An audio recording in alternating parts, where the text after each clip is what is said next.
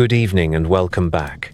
Tonight, we're telling a story from the edges of the Trojan War, a name you may have heard, but a life that is rarely explored.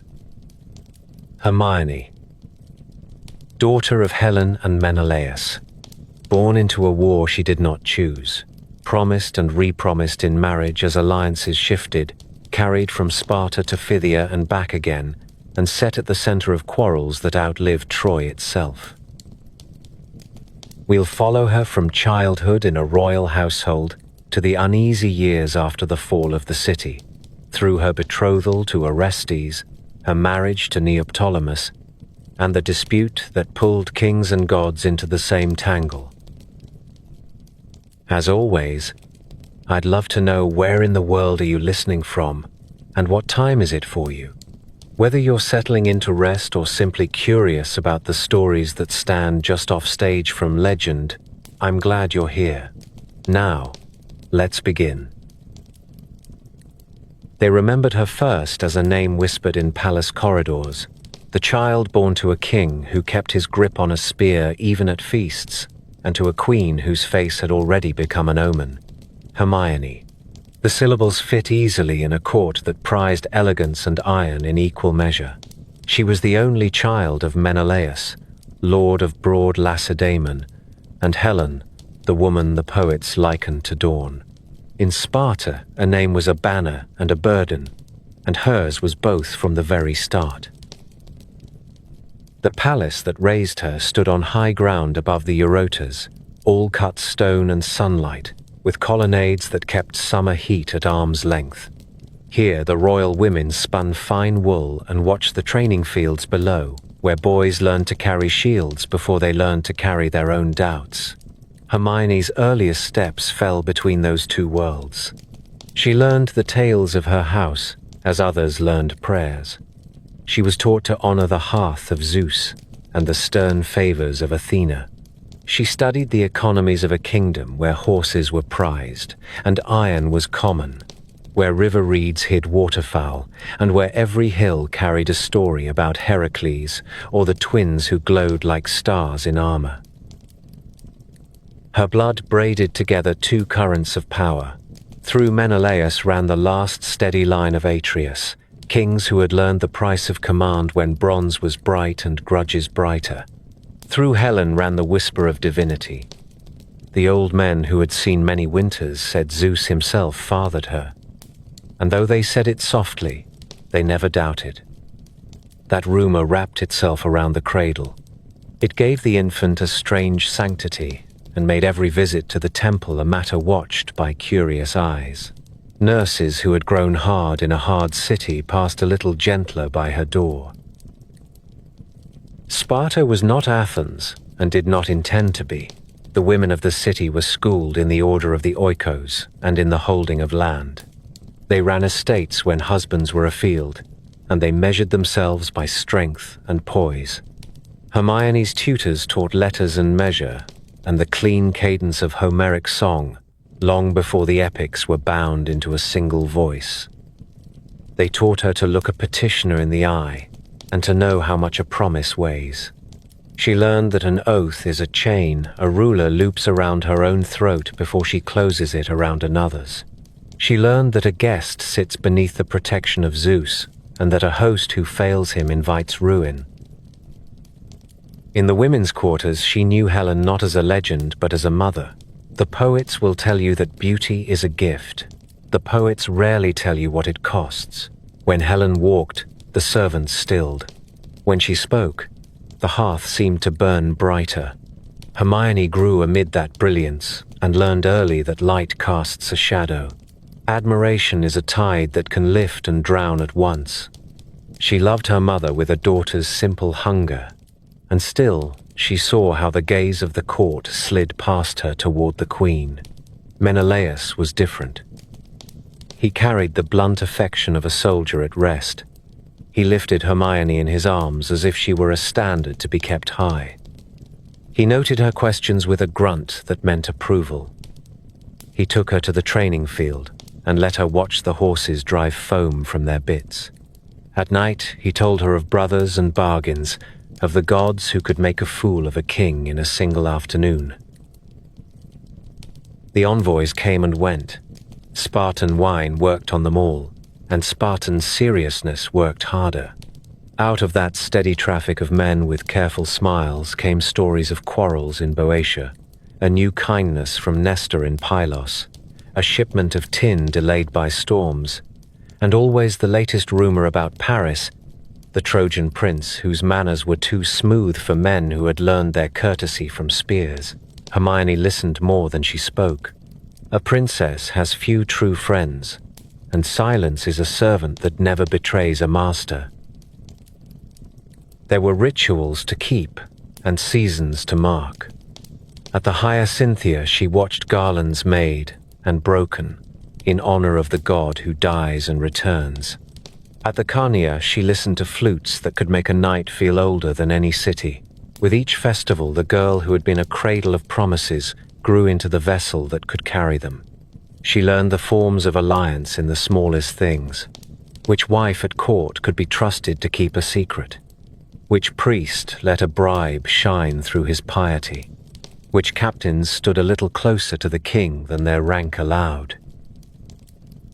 No one needed to tell her that she was an only child. Every nurse who counted blankets, every steward who counted loaves, and every soldier who counted spears gave her the same sidelong glance. She was a hinge upon which two houses might move. Suitors would come not because she was warm and kind, though she was both, but because to marry her would nudge the balance of the Peloponnese one finger toward this side or that. In the women's court, the old singers spoke of Tyndareus and his clever oath to bind the suitors of Helen to one another. Hermione learned the lesson behind the tale. A wise ruler arms the future against its own storms. A wiser one teaches a daughter to read the weather. The truth that mattered most is simple. Before she had choice, Hermione had duty. The Greeks understood this. The gods demanded it.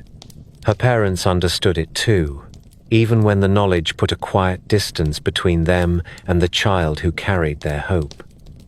Hermione did not rage against it. She watched. She learned. She kept to the stone coolness of the palace, and to the river light, and to the rare hours when Helen's laughter was only a mother's laughter, and not an omen. Sparta shaped her that way. Steady hands, clear eyes, a heart that could hold grief and not spill. So when the day came that would turn her from a daughter into a token in other men's games, she had already been taught what names mean and what they cost. In a land where promises make kings and break kingdoms, the quiet girl beside the queen was being carved into what her world required. Not a heroine sung for her sword arm, but a hinge upon which stories move. That is a different kind of strength. Sparta breeds both. The first bargain that touched Hermione's life was struck in a quiet room where men spoke softly and the door stood closed to servants. It began with a grandfather who knew that the Peloponnese is a chessboard that never clears, and the daughters of kings are pieces that move entire ranks. Tyndareus had once outwitted a camp of princes when he bound the suitors of Helen by an oath. They swore that whatever husband she chose would be defended by all the rest. That clever thread stitched together a dozen tempers and kept blades sheathed in his courtyard. The same old caution now guided his hand when he looked upon the child of Menelaus and Helen, a girl whose blood joined Sparta to the house of Atreus. He understood what she was worth to peace and to danger. He fixed her future to a name that could hold the realms steady: Orestes. Orestes was heir to Mycenae and Argos, son of Agamemnon and Clytemnestra, nephew to Menelaus, and cousin to Hermione. The match was not made for romance. It was made to seal a seam between two great houses that had stood back to back in wars both mortal and divine. Tyndareus spoke with the certainty of age and the patience of a man who had seen the cost of a poor promise. Menelaus listened. The bargain was simple in its purpose. while Hermione still played with little bronze dolls and learned the market weights of grain. She was promised to the boy whose blood was closest to the power that ruled the Argive plain. The child did not hear the agreement when it was spoken. She felt it in the way the household shifted around her afterward, in the new care with which her name was said, in the guarded smiles that crossed the faces of stewards when they took her to the temple and set a hand on her shoulder, as if steadying a standard on a windy day. The seasons turned. Sparta breathed through its festivals. The Eurotas ran bright in spring and slow in the late heat. Hermione learned to walk the colonnades without making a sound, to read the expressions of envoys as they weighed their words, to mark how a court changes when power hums beneath it. She knew Orestes only through the stories that reached her from Mycenae. He had Clytemnestra's deep eyes, they said, and Agamemnon's way of listening to a room with his shoulders as well as his ears. He practiced with the spear in the yard of the Lion Gate and could sit very still through long evenings of council. The reports did not try to make a poet of him. They made a figure that fit the map. He was a boy built of oath and lineage, a future that made sense beside hers. Then came Paris. He did not arrive as a villain in a stage play. He came as a guest. He came with the smooth polish of Troy and with gifts that caught light like fish in a net. There were men who liked him at once, and men who liked him after a second cup of wine. There were women who admired his posture and his honeyed voice, and the careful way he weighed a compliment before he gave it. He walked in the court as if nothing in the world could surprise him. He looked at Helen the way men look at the sun when they persuade themselves that their eyes are stronger than they are.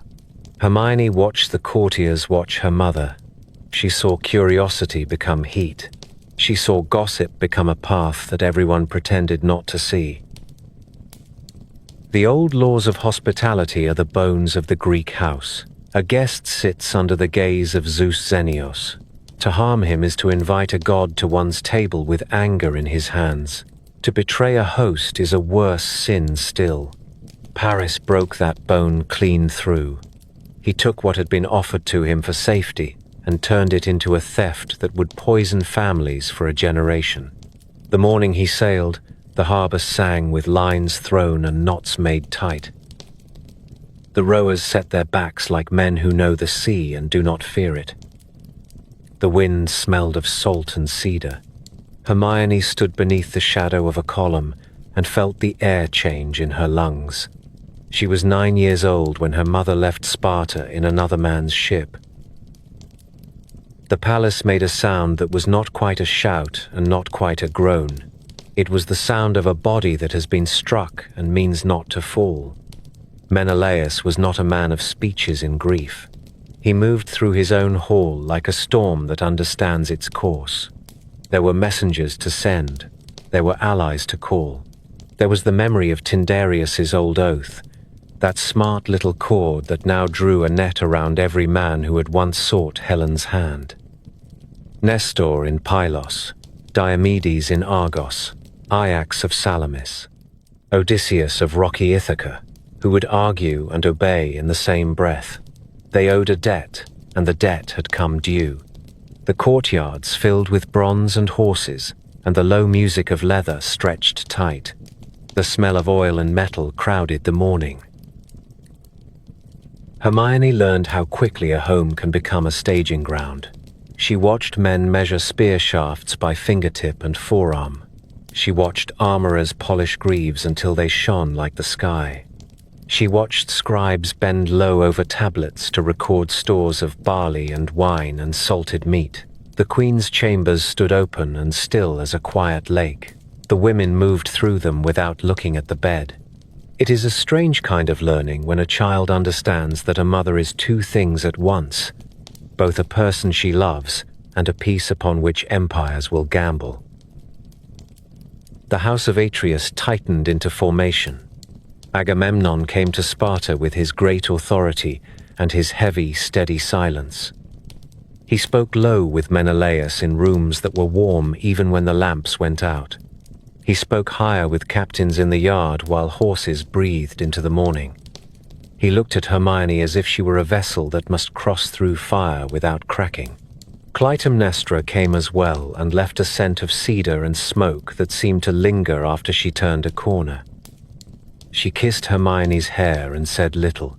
She studied the girl's face with a careful attention that held neither envy nor pity. If there was a measure of warning in her eyes, it was not for a child to read. The betrothal that had set Hermione's path did not change because of a stolen queen. Tyndareus's choice still stood. Menelaus saw that, even in wrath, a king must keep his chains of promise unbroken. To cast aside Orestes now would be to cut a knot that kept two houses bound while the world shook. Yet war breeds new bargains the way a storm breeds waves. On the shore of Aulis and on the long plain of Boeotia, new oaths were spoken and old ones were tested. Menelaus gathered the kings and promised rich reward to those who would sail. He promised glory, he promised booty, he promised the righting of a wrong that had insulted every hearth in Greece. The price of one pledge would haunt his daughter in years to come, though she did not yet know it. That is for another chapter. For now, the old promise held. Hermione of Sparta was still the intended bride of Orestes of Mycenae. On the day her father rode out to join the muster, the palace felt too large for breath. The guards stamped their feet to wake warmth in their legs. Grooms soothed high-strung horses with soft clicks and firm hands. Menelaus came to his daughter without ceremony. He knelt so that his eyes were level with hers. He told her that a king must sometimes leave so that a house may stand. He told her to listen to her tutors and to obey her elders, and to remember that silence can be a shield. He did not speak Helen's name. He set his hand on Hermione's head and held it there until she felt the weight of the touch sink through her hair and into her bones. The king rode. The court exhaled. The harbor that had watched one ship steal a queen now watched 1,000 hulls take to water under banners that snapped like angry birds. The poets would later praise the muster and argue over numbers and divinities and winds. Hermione would remember the sound of oars biting the sea and the way the light trembled on the water as if the god beneath were restless. She would remember the newly empty rooms. She would remember learning how absence becomes a kind of furniture that every household must learn to walk around. She did not weep where people could see her. Sparta does not make a show of tears. She did what she had been taught to do. She watched. She learned. She made herself small and durable, like a clay cup that survives when finer work shatters. The betrothal to Orestes remained a quiet ring on her finger that no goldsmith had forged. Beyond the horizon, men were preparing to kill for causes both noble and petty. At home, the girl who would be queen learned how to carry a promise as if it were a blade she must not drop. The Trojan War began as all wars begin, with a theft and a vow and a river of decisions that no one man could stop once the flood had found its level. In the first spray of that river stood a child of Sparta with a future already bound. Hermione grew taller and quieter. The palace taught her the only lesson it can offer to those who must live through a storm. Hold fast. Keep your feet beneath you. Remember the names that matter. One day they will be spoken again, and when they are, you must be ready to answer. The poets like to say that all great fires begin with a single spark. In Sparta, the spark wore perfume and carried himself like a man who had never heard the word no. Paris came as a guest beneath Menelaus's roof. He came with soft clothes and practiced courtesy, and with a gaze that searched rooms as if they were full of gifts meant for him. He spoke the Greek tongue smoothly for a foreign prince, and he praised Spartan iron and Spartan horses and Spartan wine, with the easy compliments of a man who believes praise is a coin that never runs out. He was shown the halls, the storerooms, the granaries. He walked the colonnades and admired the view across the river valley where reeds bent in a wind that smelled of laurel and wet stone. He was led to the queen. No guide was needed after that. Helen had that effect on visitors. A court that kept its face still learned to be stiller. Servants moved with the quiet that comes when a house knows it is holding its breath. Menelaus was not blind. He had been a younger brother in a dangerous family. He knew the shapes that desire takes when it begins to rot into entitlement. The king watched his guest with the same look he gave to a new sword, weighing balance in the hand and imagining where it might break. The old law of the hearth binds the host to honor the guest, and the guest to honor the house. It is not merely a matter of good manners, it is the seam that holds the world together. Paris cut that seam with a smiling hand. There are versions that argue about how it happened, whether Helen went against her will or followed a voice that promised something the world could not give her in Sparta. The gods stand accused in some tellings, Aphrodite guiding hearts as easily as a woman braids hair. What matters to history is this. The Trojan prince boarded a ship in the Spartan harbor with a queen on his arm and Spartan treasure in his hold, and he let his sailors pull hard on the oars while the wind filled the bright foreign sail. The house that had sheltered him stood behind like a man whose back has been opened by a knife he did not see. Hermione was 9 years old. She learned that day what a void sounds like. It is not a scream. It is an intake of breath that never seems to end. She saw her mother's chambers emptied of jewelry boxes and favorite combs, and small personal things that a queen touches every morning without thinking. A single ribbon left in a bronze bowl looked like a dropped thread that could not be found again once night came on. In the courtyard, the king spoke little. His jaw tightened and his hands opened and closed as if he were gripping reins that were no longer there. Then the work began. When a king is wronged, he does not begin with grief. He begins with letters and messengers and the old craft of calling men to war. The oath of Tyndareus was a clever thing when it was made. It became a chain when Menelaus pulled it tight. Long ago, when Helen chose Menelaus among her suitors, every rejected prince swore to defend her husband if harm touched his marriage. Now the harm had a face and a name, and a number of ships that could be counted as they vanished into the blue line of the horizon. Menelaus sent word to the lords of Greece. He sent to Nestor in Pylos, the old counselor whose memory carried more of the past than any man alive. He sent to Diomedes of Argos, who was already spoken of as a man who stood as firm in battle as a stone wall in a river current. He sent to Idomeneus of Crete, to the twin Ajaxes of Salamis and Locris, to Menestheus of Athens, to the Boeotian leaders, to the proud men of Thessaly. He sent word to Ithaca, where Odysseus lived with a newborn son and a clever wife, and a mind that found the shortest road through any tangle. The king reminded each of them of the oath that had tasted like wine when it was sworn, and now would taste like iron in the mouth. Agamemnon came down from Mycenae with a train of captains and the weight of command around his shoulders. The older brother wore silence well. He listened to the accounts, he spoke with the priests, he fixed the time and place for the muster. Aulis, where the long beach could hold more ships than any harbor, and where the winds favored those who meant to cross the sea, the summons spread like a slow fire. Across valleys and along rocky paths, through city gates and farm lanes, the call to arms changed what men planned to do with their next year. Spears were taken down, helms were polished. Women counted dried figs and barley, and kissed men who would not see another harvest. Boys boasted and hid their fear. The first ships to nose into Aulis brought gossip as cargo.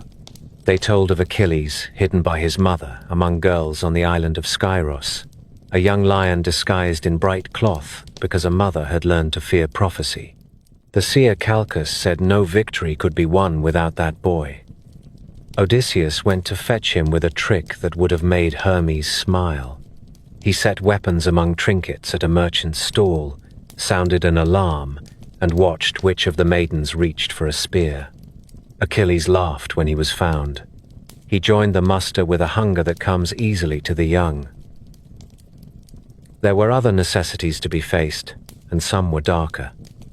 The fleet choked at Aulis when the winds died, and the sea lay as flat as beaten bronze. Priests muttered that Artemis had been slighted and would not lift her hand from the air until she was honored. The stories disagree about the cause. Some say Agamemnon boasted of his skill with the bow. Some say a white stag sacred to the goddess had been killed. The solution that reached the king was a horror. Sacrifice Iphigenia, the child of Agamemnon, and Clytemnestra, and the goddess would send wind. What truly happened depends on which poet you trust. Some say the knife fell, and a deer was placed by the goddess on the altar at the last instant, while the girl was carried away to a hidden life in distant Taurus. Others say the king did what kings sometimes do when men are watching, and the stakes are beyond reckoning. Hermione only learned the fragments that reached a Spartan child sent to Mycenae for safety in the years that followed. She learned that her aunt would never forgive, and that a house that swallows blood will one day be made to vomit it up. Back at Aulis, the fleet grew like a forest of masts that creaked even when the air was still. The catalogue of ships would one day count them and set their leaders in orderly lines in a poem. But for those who stood on the sand, it was not a list. It was noise and labor and smell. Oxen lowed as they were slaughtered for the gods. Smoke crawled across the morning and the evening both. Captains staked out their places. The Myrmidons under Achilles polished ashwood that would drive their spears true.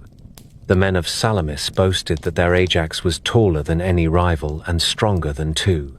The Ithacans followed Odysseus with the calm of men who trust a quiet voice over a shout. You could walk from stern to stern for a long hour without running out of hulls that had been tarred black against the sea.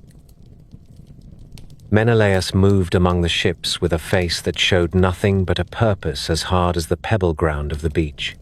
He spoke with the chieftains who would fight at his side, and he offered due honors to those whose pride needed smoothing. A war is an alliance that must be built every morning. He brought rich gifts for those who would risk the first landing, for men like Protesilaus who would later step ashore before any other and pay a terrible price. He listened when Odysseus argued that strategy sweeter than force would save more Greek sons. He did not ignore Diomedes when the Argive insisted that the point of a spear decides what poets can only sing about later. At the edge of all this stood the reason. Helen was not at Aulis. She was in Troy, in a high room with walls painted in colors that Sparta did not favor. Troy stood behind its ring of stone that the gods themselves were said to have helped raise. Its towers shone in the same light that glazed the shields of Greek captains on a beach far away. Hermes runs between such places, but for men the journey is counted in days of rowing and nights under a sky that makes mortals feel their size. For Hermione, the distance could not be measured. She felt her mother like a song heard from another house. The notes are clear, and the words are lost. Sparta lived on as must any city when the king is away. Hermione learned the names of officials who kept the stores and the names of veterans who kept the watch. She sat with her tutors and finished her lessons, because the world does not pause its schooling for the sake of tears. She spent time with Clytemnestra in Mycenae, when storms of rumor grew too strong in Lacedaemon. Her aunt was a parent of a different sort, one who believed that instruction is a kindness even when it hurts. Clytemnestra showed Hermione how accounts are kept and how a queen walks through her own hall as if there were a straight road from the door to the throne, even when men stand in the way. The girl learned what it costs to hold a house firm while the storm looks for cracks. Hermione listened and learned what a war feels like to those who do not hold a sword. It is a hunger that the city feeds day after day with grain and men and patience. It is a long patience that dries the mouth. It is the uneasy knowledge that the gods watch, and that their attention is not always a gift. She studied the maps that the stewards rolled and unrolled on cedar tables. She traced the line of sea between Euboea and the Attic coast, between the Argolic Gulf and the long teeth of the Cyclades, between Aulis and the Troad, where the Scamander runs brown with silt. If you had asked her then where her heart lived, she would have pointed to none of those places. She would have pointed to a door at the end of a colonnade that opened on a room where her mother no longer Saturday. In the 10th summer, the sea did what men had begged it to do. It accepted the weight of 1,000 keels and offered back a steady road of blue. The ships drew out from the beach like geese in a long file, and then opened into a flock that held its shape only as long as the leaders shouted and waved. Sails bellied. Oars dipped and rose. On each deck, men looked back at a shore that would be a memory by nightfall. Some prayed. Some bragged. Some stared at the line of the horizon as if it were a wall and they meant to break it with their eyes. Menelaus stood on the stern of his own ship with his hand on the rail and his mind on a single name. He did not look back. Kings do not often permit themselves that kind of honesty. In Sparta, a girl watched a dot become a speck, and a speck become nothing at all. She had been taught that an oath is a chain, and that a chain holds even when it bites. Now she understood the shape of the bite. A king had left. A husband had been stolen. A continent of pride and piety and calculation had shifted its weight. The world would not be the same when he came home. If he came home, a war at a distance is not a single sound. It is a long braided noise that rises and falls and never fully leaves the ear. Hermione learned to live with that noise. Seasons turned their slow wheels over Sparta, while the fleet drove toward fame and ruin. In spring, the Eurotas shone like hammered silver. In summer, the fields crisped, and the women moved through the heat with the easy strength of those who have done hard work all their lives. In autumn, the presses sang as grapes gave up their first sweet. In winter, smoke curled from the palace kitchens, and the wind carried the smell of wet stone. Through it all came the messages like gulls blown in from a black sea. A name. A victory. A death. A rumor with teeth. Then silence again, which was sometimes worse.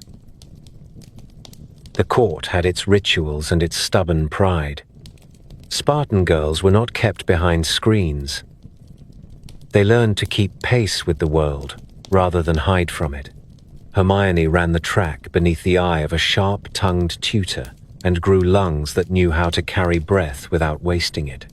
She learned the spear cast with a light practice shaft until the arc of it felt like a thought her body made before her mind could frame the words.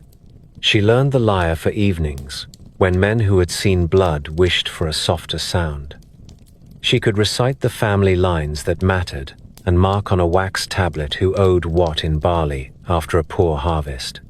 A princess who could not tally accounts would be a queen who could not command respect.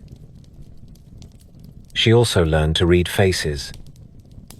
Sparta was plain-spoken, but grief makes liars of the best of us. The steward who took news from a traveler and came to the women's quarters with too steady a tread. The guard whose helmet hid his eyes a heartbeat longer than it should. The priest who poured wine for Zeus in a slower stream. A child raised in waiting grows sharp. Hermione grew that way. She watched Menelaus's captains when they returned on brief errands to the Peloponnese. Their hands told more than their mouths. Scars where there had been none. Skin burnished too brown by Anatolian Sunday. A habit of looking past a person toward a wall as if they could not quite trust anyone to stay still. The first bruising tidings came early. Men talked in low rooms about a duel that should have ended everything before the blood debt grew too large to pay. Menelaus had stood before the Trojan lines with Paris in sight. the plains of Ilion breathing dust under the heat. It was said that the two fought for the right to end the quarrel without drowning a continent in sorrow. Hermione listened to accounts in the courtyard where women mended harness and sorted grain. She learned that her father had pressed the prince, and that Paris had fallen back, and that only the sudden interference of Aphrodite had kept Troy from handing back a queen and an apology. A goddess reached into a fight between men and pulled one away like a mother who refuses to lose a second child. The truce that followed broke apart like stale bread. The war deepened its bite. Years do not pass quietly in the camp of heroes. The muster at Aulis had gathered more than muscle. It had collected pride and prophecy and private grudges. Sometimes those currents help an army move in one direction. Often they drag it several different ways at once. There was a quarrel over a captive girl that cut the Greeks like a reef cuts a hull. Agamemnon had taken a daughter of a priest of Apollo. Achilles insisted she must be returned. The High King yielded, but in the yielding he tore something raw in the heart of the best fighter in the host. Achilles withdrew to his huts, and the world learned what happens when the greatest weapon in a war sets itself down and will not be lifted. Hermione did not stand in that quarrel. She felt it the way a bird feels a storm far inland, the air heavier, the horizon odd. Runners brought word that the Trojans drove the Greeks back against their ships. Fires rose bright enough to be remembered in dreams. Men began to speak the name of Hector with a respect that was almost tenderness. He was said to be a prince who fought for his own hearth rather than for plunder. The Greeks would come to hate and love him as men sometimes hate and love the thing that proves them mortal. In the 9th year, a different sort of news crossed the halls. Patroclus had gone out to fight wearing Achilles' armor. The stories never match, and that is how you know they are true. Some said he meant only to push the Trojans from the ships and then come back to the tents like a tide that flows and ebbs. Others said the taste of success is a spur that presses until a horse forgets that it is tired. He fell beneath a spear and a god's hand, and the camp that had been a forge fire turned for a time into a funeral pyre. Hermione did not know the dead man. She knew what the room felt like when his name was spoken. The voices went soft. The servants moved as if the floor might give way. Sometimes, grief tells you what is coming better than any prophecy. Achilles returned to battle after that, and men started using the old words again. Scourge. Doom. Fate. In Sparta, the women wove linen for priestly robes and placed it before Athena and asked for a wind that would blow their men home when the last body had been covered. The news ran ahead of the return that prayer begged for. Achilles killed Hector. He dragged the body behind his chariot around the walls until even his rage understood it was tiring him more than it punished anyone else. Then came a story that reached even the old women who told fortunes with knotted cords. Priam, the grey head of Troy, walked into the Greek camp alone and took Achilles by the hands and asked for his son's bones. He reminded the younger man of what it means to be a father and a guest and a human being. Achilles wept. He gave back the body. Priam went home with his grief and with the small dignity he could carry. In that exchange, Hermione learned something a harder tutor could never have carved into her. There are rules that stand even when the world breaks. If they fall, nothing built on the dust will last. The war did not end with Hector's pyre. New heroes came to lift the Trojan name. Penthesilea, queen of the Amazons, rode in from distant lands with companions who laughed at the idea that a spear must be thrown by a man's arm to fly true. Memnon came with an army from the sunrise and fought with a gravity that reminded veterans of tides and winter. They fell. The Greeks found a measure of their own balance again. Then a different blow struck. Achilles died. Paris shot the arrow. Some said Apollo guided its flight. However the tale is told, the Greeks lost the man who made them feel invincible, and the Trojans learned that even the greatest light fades when the gods decide evening has come. The armor of Achilles passed to Odysseus in a judgment that upset as many as it pleased. Ajax, the taller and more straightforward of the great champions, could not bear it. His grief turned inward and then turned to a blade. When the news of his death reached Sparta, Hermione understood that a war devours not only the men struck by enemy spears, but also those who cannot find a place for their pride to stand. Some stories came ashore like driftwood. You picked them up and part of them crumbled in your hand and part was sound and strange. A seer named Helenus bribed or captured. A prophecy about a bow that had once belonged to Heracles. A sick man named Philoctetes marooned years ago and now needed after all.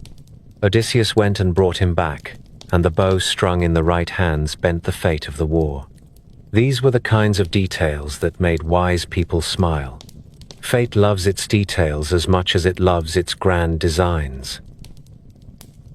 Through all of this, Hermione grew from a girl who kept her voice soft in the presence of elders into a young woman whom stewards consulted without embarrassment.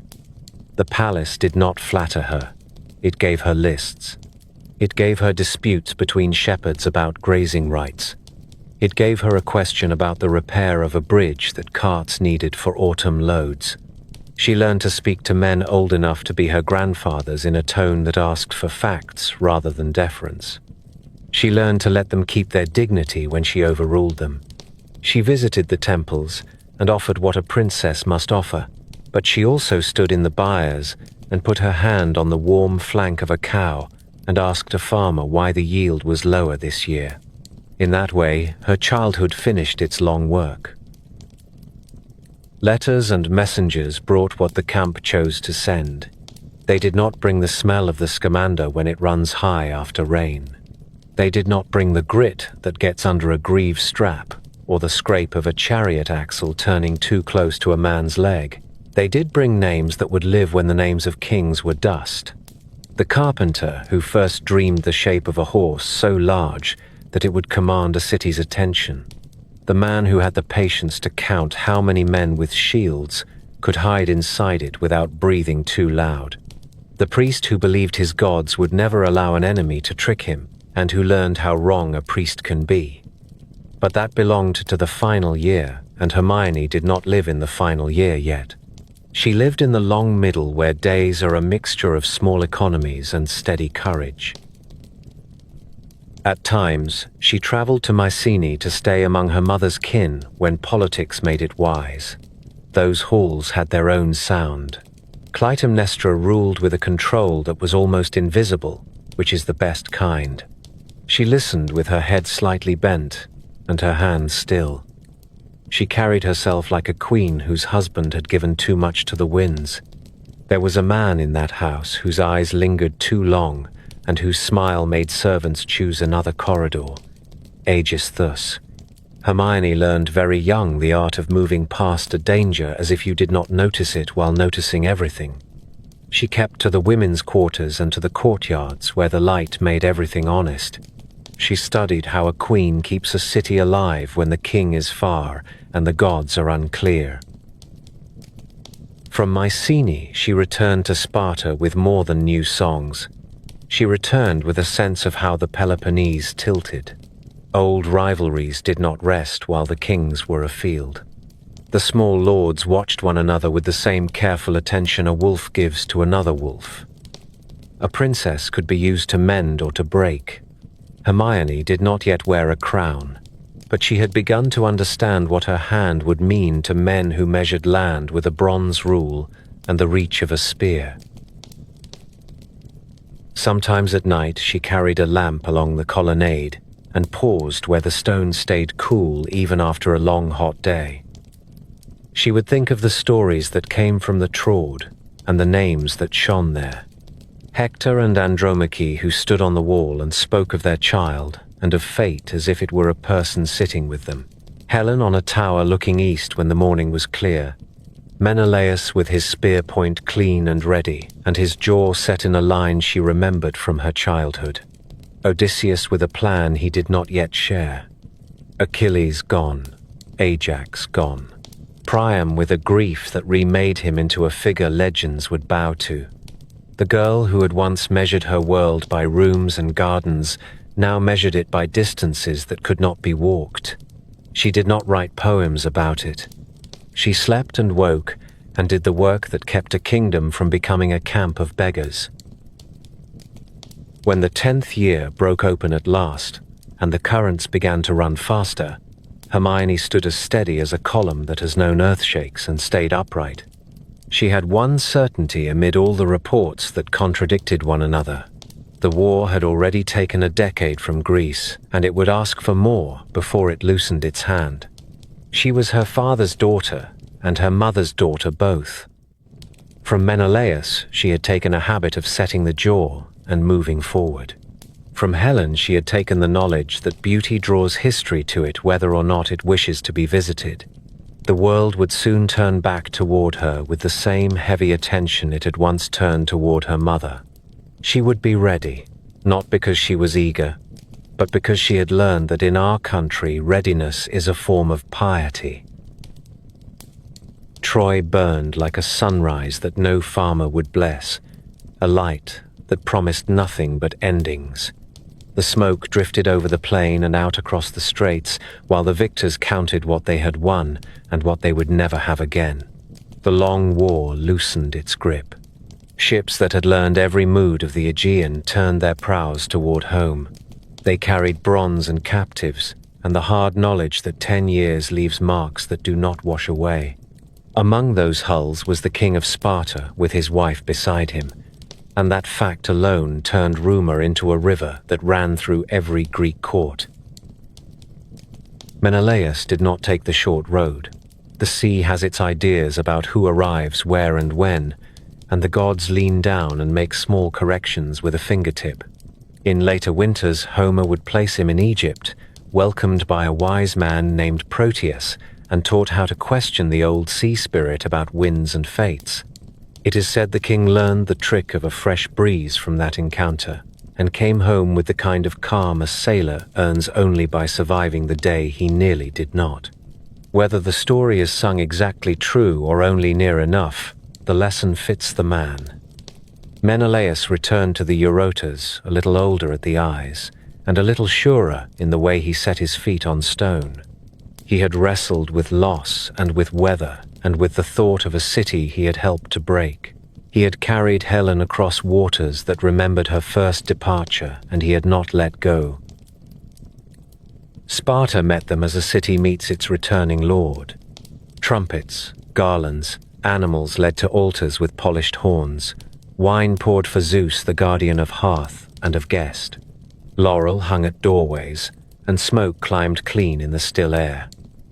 Men who had drilled boys a decade earlier now lifted cups in halls, bright with oil lamps. Women who had kept estates and granaries and accounts while their husbands fought set their hair with care and walked to the palace to see what a legend looks like when she comes home.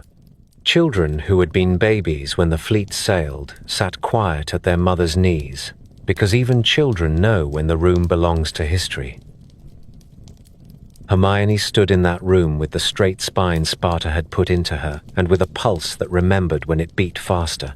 She had imagined this hour from 9 to 19. She had pictured her mother 100 ways.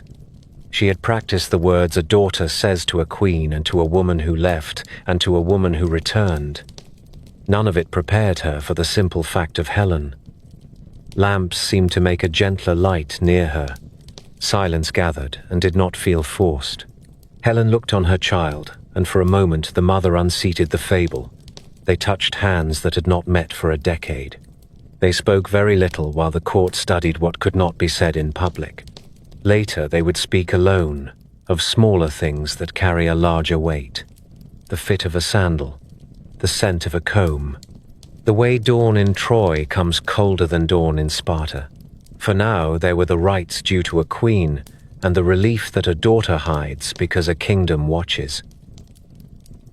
Menelaus accepted the chorus of welcome as a man accepts a mantle he has worn before. He thanked the elders. He nodded to captains who had kept the borders quiet. He looked at stewards whose careful sums had turned lean seasons into bearable ones. His greeting of Hermione was steadier than it would have been if they had been alone. A king never gives everything away to a hall. Yet his hand stayed on his daughter's shoulder a breath longer than ceremony required, and men who were not fools took the measure of that touch. The world did not pause for their reunion. Word arrived from the north that could not be softened by blessed incense. Agamemnon, High King and brother, had returned to his halls in Mycenae and died beneath his own roof. The name that rode beside his in the telling was Aegisthus, a cousin with an old grievance and a soft voice who had not sailed to Troy. Yet the name that carried the real weight for Hermione was the one the messengers did not speak at first, Clytemnestra, the aunt who had taught her to set a lamp at the right height in a council chamber, the aunt who had stood a little too still when Iphigenia's name was spoken, the queen who had held a city together while the wind snapped at its edges. That woman had taken an axe in her hand and removed her husband from the world. She said she had evened a debt that no court could balance. She said justice sometimes wears a rough garment. The hall in Sparta grew cold as the account was read. After the shock came the old duty that stalks every house born to command. Someone must answer. Someone must dress the wound and keep the limb from dying. Orestes, son of Agamemnon and Clytemnestra, had been hidden away when blood hunted blood. Now he stepped back into his father's shadow and followed it into his mother's chamber with a blade that had been honed as much by grief as by stone. Hermione heard accounts that used words like avenger and matricide in the same breath. She was old enough to understand that both were true. The gods do not excuse because a man has cause, nor do they soften what needs to be done. Orestes struck down Aegisthus. He struck down Clytemnestra. He set himself on a throne whose legs had been washed in a family's sorrow. The Furies rose from that act like smoke from green wood. They followed him from room to room. They drove him into fugitive days and shaking nights. Pity and fear found their places in the telling and made a home there. Sparta watched this storm with the impassive face of a city that has tasted storms before. Menelaus offered what aid a brother can offer that does not become interference. He sent trusted men to stand beside Orestes when the fits took him, and to hold back those who mistook weakness for an invitation. He sent gifts to the temples that might be moved to mercy. He sent wise men who knew how to speak to Delphi without sounding like beggars. The words that came back to the Peloponnese were strange in the way that true oracles are. Orestes would find release when a god had been appeased and when a crime had been paid for by a life that was not his own. These were not days for a princess to vanish into song. Hermione ate in the great hall with her father, and she learned how a king sorts griefs into piles that can be acted upon. She stood behind Menelaus when he received envoys who now had a little more nervous sweat on their palms than they would have had a year earlier. A strong Mycenae steadies all Argos. A broken Mycenae tempts more men to test their luck than the gods have patience for. She spoke with Helen in quieter rooms that had known 7 forms of light in the course of a single day. The queen did not pretend that the world had rolled back to the morning of the wedding when everything felt easy. She told her daughter that a house is a living thing. Its memory is longer than ours.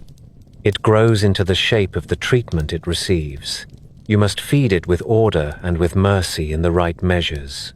You must decide which kindnesses you can afford and which you cannot. In public, Helen bore herself with a grace that did not challenge and did not submit. She made offerings with a steady wrist. She welcomed petitioners as if each one were the first. She did not hide from women whose husbands would not return from the war her beauty helped to ignite. She did not pretend to absolve them. She listened. She allowed silence to do part of the work. Hermione saw that, and if she had been a poet, she might have written that remorse has a music of its own. She was not a poet, she was a student of rule. She took the pattern into herself. There is a kind of promise that is spoken softly and binds a family. There is another kind that is forged in the furnace of a war and binds a kingdom. The first had come from Tyndareus in a cool room in Sparta when Hermione was a child, and the world still felt manageable. The second was born at Troy, where men spoke under the glare of a sun that showed every scar and every hidden thought. It was there, among tents that smelled of leather and smoke, that Menelaus pledged his daughter to a name that carried thunder, Neoptolemus, the son of Achilles. The promise was not a trinket handed across a table. It was a seal upon the alliance that pushed the war from stalemate toward decision. The story grew in the telling, as stories do, but the shape of it stays true. After Achilles fell, and the best hope of quick victory fell with him, the Greeks turned to every instrument that fate would allow. They brought Philoctetes back with the bow of Heracles. They won oracles with careful bribes and careful piety. They devised the wooden horse with a patience that frightened even those who believed in it. In that long summoning of strength, Neoptolemus arrived from Skyros. Young and terrible, in the way a spear is terrible, when it has not yet learned to bend. He took up the quarrel his father had made famous. He learned quickly which lines to hold and which to break. In the night of the sack, he strode through the palace of Priam, while Troy finally understood the cost of its long defiance. Priam fell at the altar.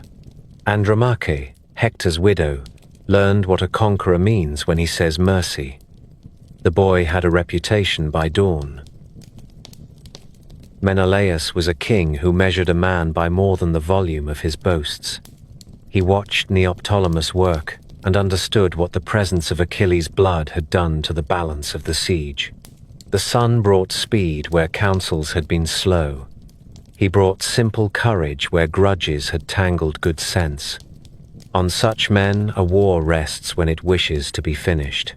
The Spartan king gave back power with a gift that was not coin and not captured gold. He put his daughter's hand into the scales.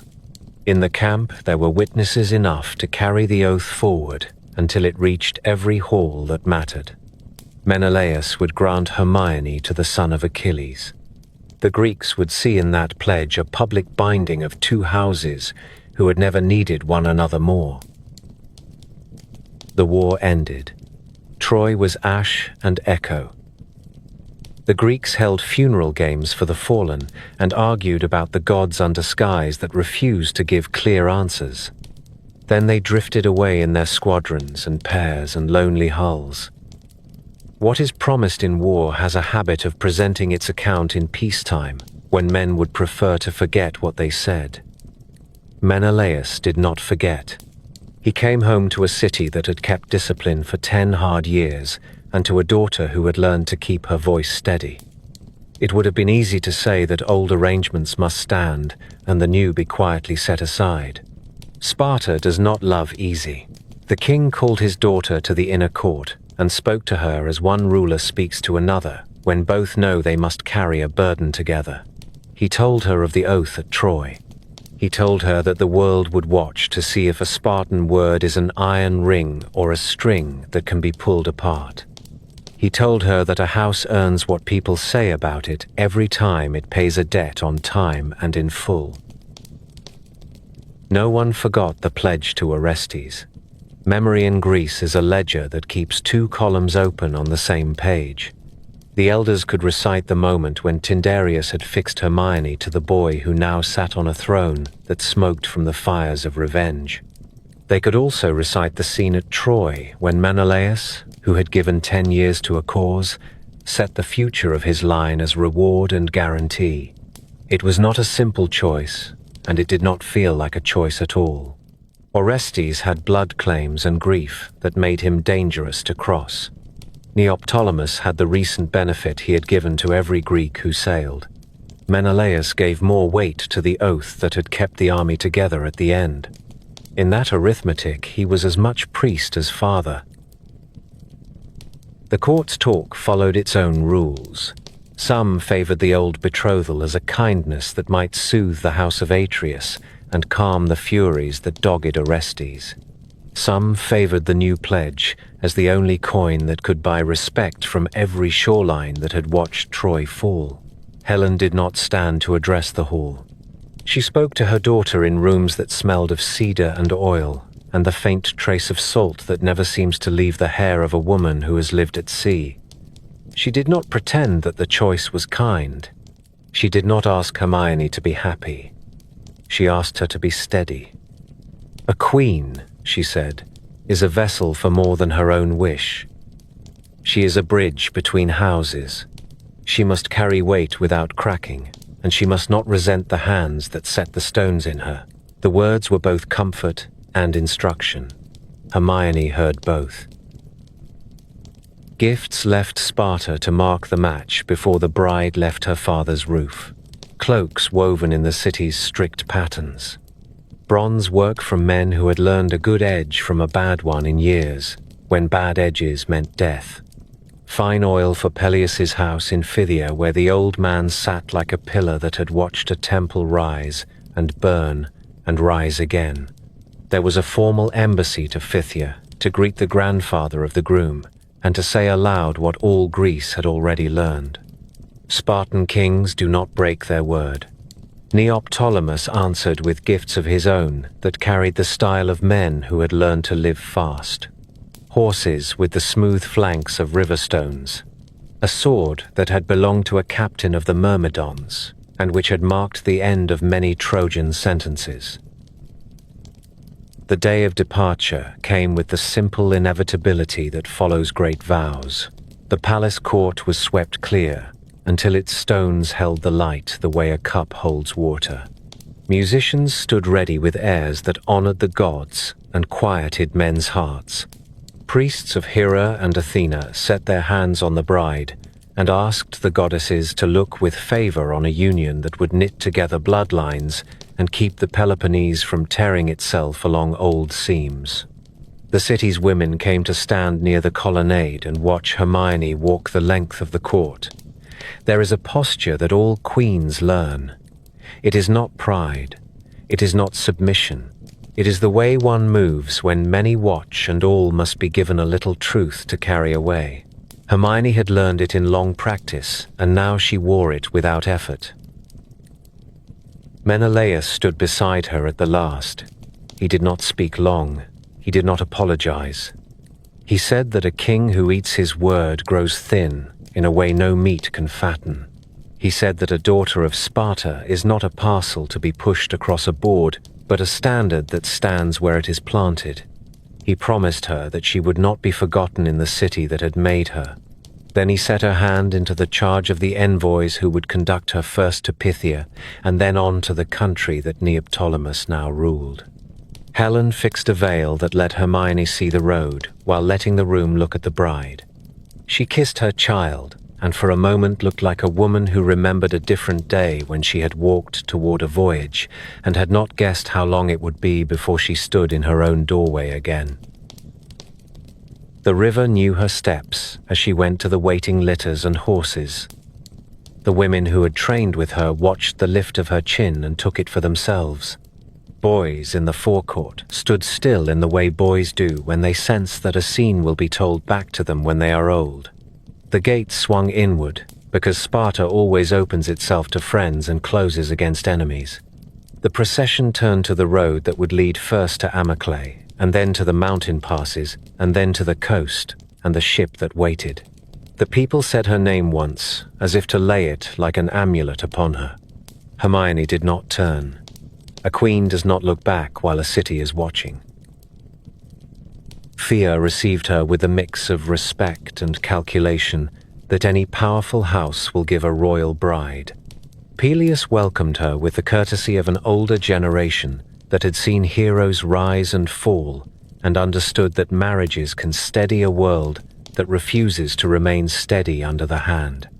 The hall that had known Achilles as a boy now set a chair for his son's wife. Hermione learned the maps of a new country and the temper of a new court.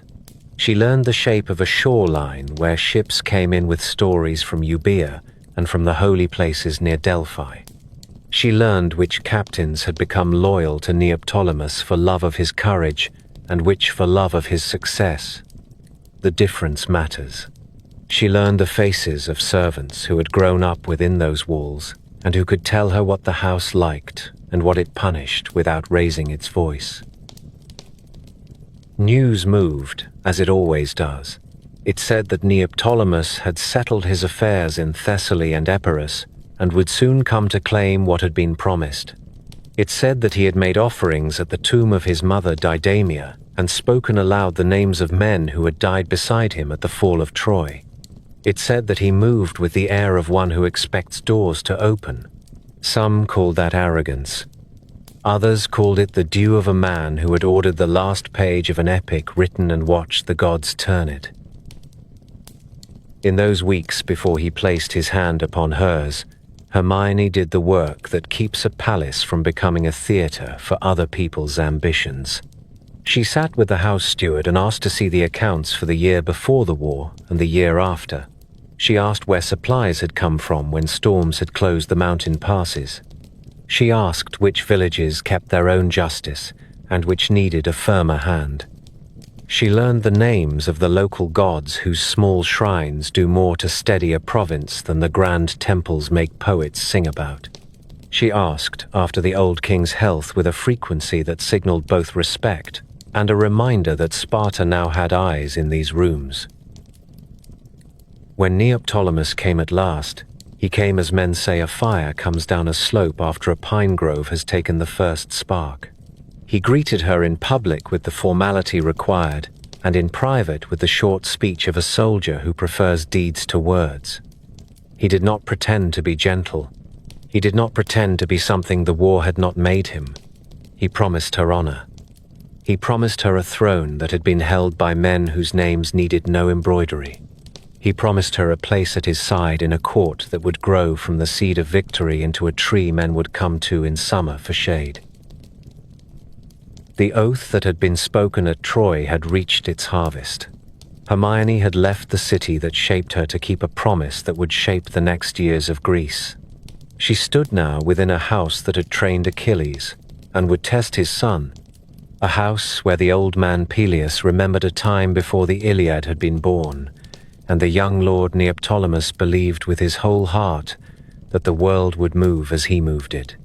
Between those two stood the daughter of Menelaus and Helen, a woman who had learned to carry the weight of other people's choices without bowing and to make her own choices count when the hour allowed. The road that carried Hermione from Phthia to her husband's country climbed out of Thessaly and ran west into hills that made a different music when the wind moved. The sea slipped away behind her. Pines took the place of olives. Valleys opened like cupped hands and then closed again under rock that looked as if titans had set it down when they tired of building. Men called this borderland Epirus, rough and old and proud. It was a country where strangers were weighed by their behavior before they were weighed by their lineage. News runs slowly through mountains. Honor runs fast. Neoptolemus met her in those passes with a retinue that carried the stamp of his wars. There were Myrmidons who had pulled down Troy's doors and who wore their scars the way other men wear brooches. There were Molossian chiefs who had ridden at his shoulder since he first set his eyes on the western heights and said that the place would answer to him. He greeted Hermione with the public solemnity owed to a queen and with the spare words of a commander who had learned to conserve speech the way a good soldier conserves water. He was broad across the chest and quick when he turned. The name Pyrrhus suited him, the Red One, and it pleased men who like things to mean what they say. He wore victory without apology. He wore the memory of his father without needing to mention him. Peleus did not ride so far. Age had set him in Phthia like an old oak near a river ford that has seen the coming and going of more caravans than any scribe could count.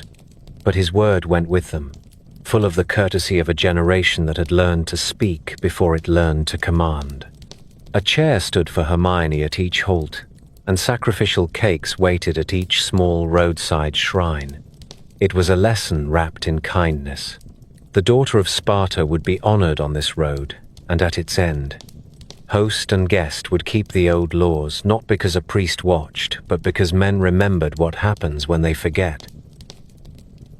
They crossed into the lands that Neoptolemus had pulled together since the fall of Troy. The countryside carried the signs of a new rule. Stockades were coming down where garrisons had been needed in the first quick months. Storehouses stood under fresh thatch. In the valleys, shepherds began to trust that their flocks would not be levied without cause, and that any levy would be paid for with fair coin. The king's men kept to the roads with a measured tread. Hermione noted those things, the way a woman trained to rule keeps a private ledger in her head. Promises made in war no longer bled the farms. Men had lost brothers and sons in Asia. They would not watch their fields die of neglect at home. His seat lay between the mountains and the Ambracian Gulf, a hall built stout rather than fine, with rafters blackened by years of smoke and a forecourt paved in river stone. The women set wreaths on the doorposts, and the priests of Zeus greeted the queen with the briefest prayers, since long prayers breed suspicion in a hard country. From the threshold she could see the yard where horses rolled their smell into the earth, and where spear shafts leaned like orderly trees. A queen does not need tapestries to know the temper of a hall. She needs the sound of men at work, and the smell of the granaries, and the way servants glance at their masters when they think no one is watching. Hermione walked what would be her kingdom, the way a surveyor walks a new border. She went first to the storerooms and to the workshops where bronze was hammered and leather cured. She spoke without hurry with the steward who had survived 3 masters. She asked what had been done to bind hill villages that gave trouble when a stranger bore the title of king. She asked which clans met justice with a level stare, and which needed a heavy hand at first light. She paid her respects at the shrine of the god at Dodona, where the oak leaves speak if you have the will to hear them. There the priests listen to the wind in the sacred branches and cut meaning from the murmur. In that grove, Hermione learned how a people who distrust eloquence still talk with heaven. The oracle answered as oracles do, in sentences that will fit both the road you intend to take and the road you end up on. The marriage feast lasted the proper days and gave the proper measure of wine and slaughter. The chiefs of Epirus were men who respect a cup that is not watered, and a host who does not count the joints of a goat too carefully. Neoptolemus made his gifts in public.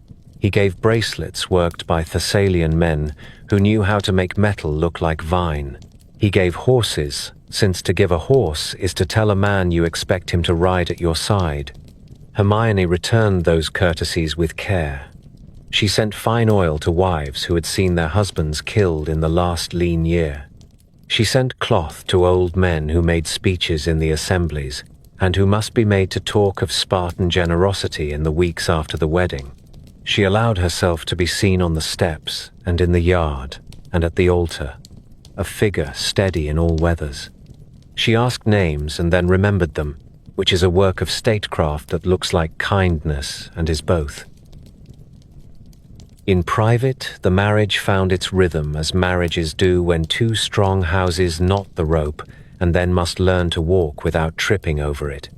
Neoptolemus did not pretend to be gentle, and so he did not have to apologize for not being so. He did not ask his wife to like the men who shared his counsel. He asked her to tell him which of them lied poorly and which lied well. She told him, and her ledger grew. He listened with the half-smile of a man who had learned in hard schools that good advice should never be punished for being inconvenient. He gave her the keys to the granaries and the right to hear petitions beside him in court on certain days. He filled the house with a pace that came from the campaign ground. Things were decided quickly and revisited only when they must be. He rose with the dawn and expected the same of others. He laughed rarely. When he laughed, the sound came from deep in the chest and made the dogs lift their heads. The court itself took on a new shape under the press of former enemies, folded into the daily work. There were Greeks from the east who had followed their captain home, a few spared by fortune who had no house left on the other side of the sea. There were Epirotes who had never seen the Scamander and cared as little for tales of Hector as a farmer cares for battles fought a day's walk from his field. There were craftsmen who learned to copy Thessalian patterns and then learned to improve them, the way pride pushes a hand to do more than imitate. There were bards who had been boys when the fleet sailed and now sang of Troy with a longing they had not earned, and bards who had seen too much and sang those same songs for coin because the world expects a meal to be paid for. It was in this breathing house that Hermione's eyes met the woman who would mark her days. She had known the name long before she saw the face. Andromache. In Troy, she had been a wife whose counsel held a prince steady on the wall. In Epirus, she wore the marks of defeat with a dignity that was not learned in any hall. The Greeks called her captive. The servants called her lady in the low voice, used for those who have fallen farther than a polite tongue can say. Neoptolemus had taken her from the ruin of the city as the men of that age took their prizes, and he kept her now beneath his roof as both concubine and proof that his hand had reached the heart of his enemy. There is an honesty in such arrangements, and there is a cruelty. The house learned to live with the truth and tried to hide the cruelty under better manners. Andromache did not flinch when Hermione entered the women's court. She bowed her head and held it there just long enough to make courtesy visible and not long enough to make it a wound. Her child was sometimes at her side, a boy with eyes that watched everything. Men named him Molossus in the years that followed and made him an ancestor to justify a dynasty. For the moment he was a sturdy creature with a quiet mouth, and the women clucked over him as women will when a child appears where war has left few. Hermione greeted him with the grace due to a seed that might one day grow into a branch that could shade the court or pierce it. She offered Andromache small generosities that cost nothing, and some that cost a little more. Places at table, moments by the hearth where no one would ask her to speak of walls and fire. A new comb carved by a local man who learned his art from a Thessalian, and then put the mountains into it. There was, in the first months, a balance that could almost be called peace. Hermione was a queen trained by Sparta to carry duty like a beam across her shoulders without complaint. Andromache was a woman trained by loss to accept what could not be changed, and to keep some secret inner court where no conqueror could walk. The house shaped itself to their presence. Servants learned which evenings the queen preferred plain food, and which days the Trojan woman needed a longer time at the loom to keep her thoughts from breaking the surface. Neoptolemus passed between their worlds with the impatient ease of a man who believes the largest matters are decided in council and in battle, not in rooms where women speak low. Still, under the surface of courtesy, currents ran. The young queen had a city at her back, and a lineage that glittered in the mouth of any singer. The Trojan woman had a throne's memory in her bones, and a dead husband's name that still drew reverence from men who had once tried to kill him. The childless wife looked at the child of another, and told herself that she was above such measuring, and most days she was. Then came the days when she was not. There are two kinds of patience. One is the patience of a hunter who knows the quarry will come to water. The other is the patience of a woman who waits for a blessing that no skill can snare. Hermione had the second. She wore it well. It wore her down. So the year turned in Epirus, among steep paths and old stones, and a sky that could change its mind 3 times between sunrise and noon. Men spoke of Dodona and the will of Zeus that shook the leaves. They spoke of raids turned back along the Thesprotian border and of a new storehouse raised near the river to keep grain dry for winter. They spoke less of the quiet in the women's court, where two lives learned to hold their places without stepping on each other, and where another life grew tall enough to reach for a stool without help. Hermione learned the taste of a land that respects silence more than speech. She learned to let the mountains finish sentences for her. She learned that not all victories look like the ones sung in the old halls. Some look like a house that does not split when it creaks.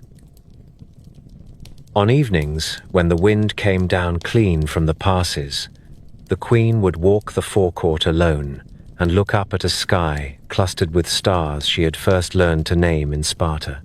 Some of those lights marked the shapes of men who were now salt and story, Achilles among them, Ajax too, Priam warm in the pity of every winter fire.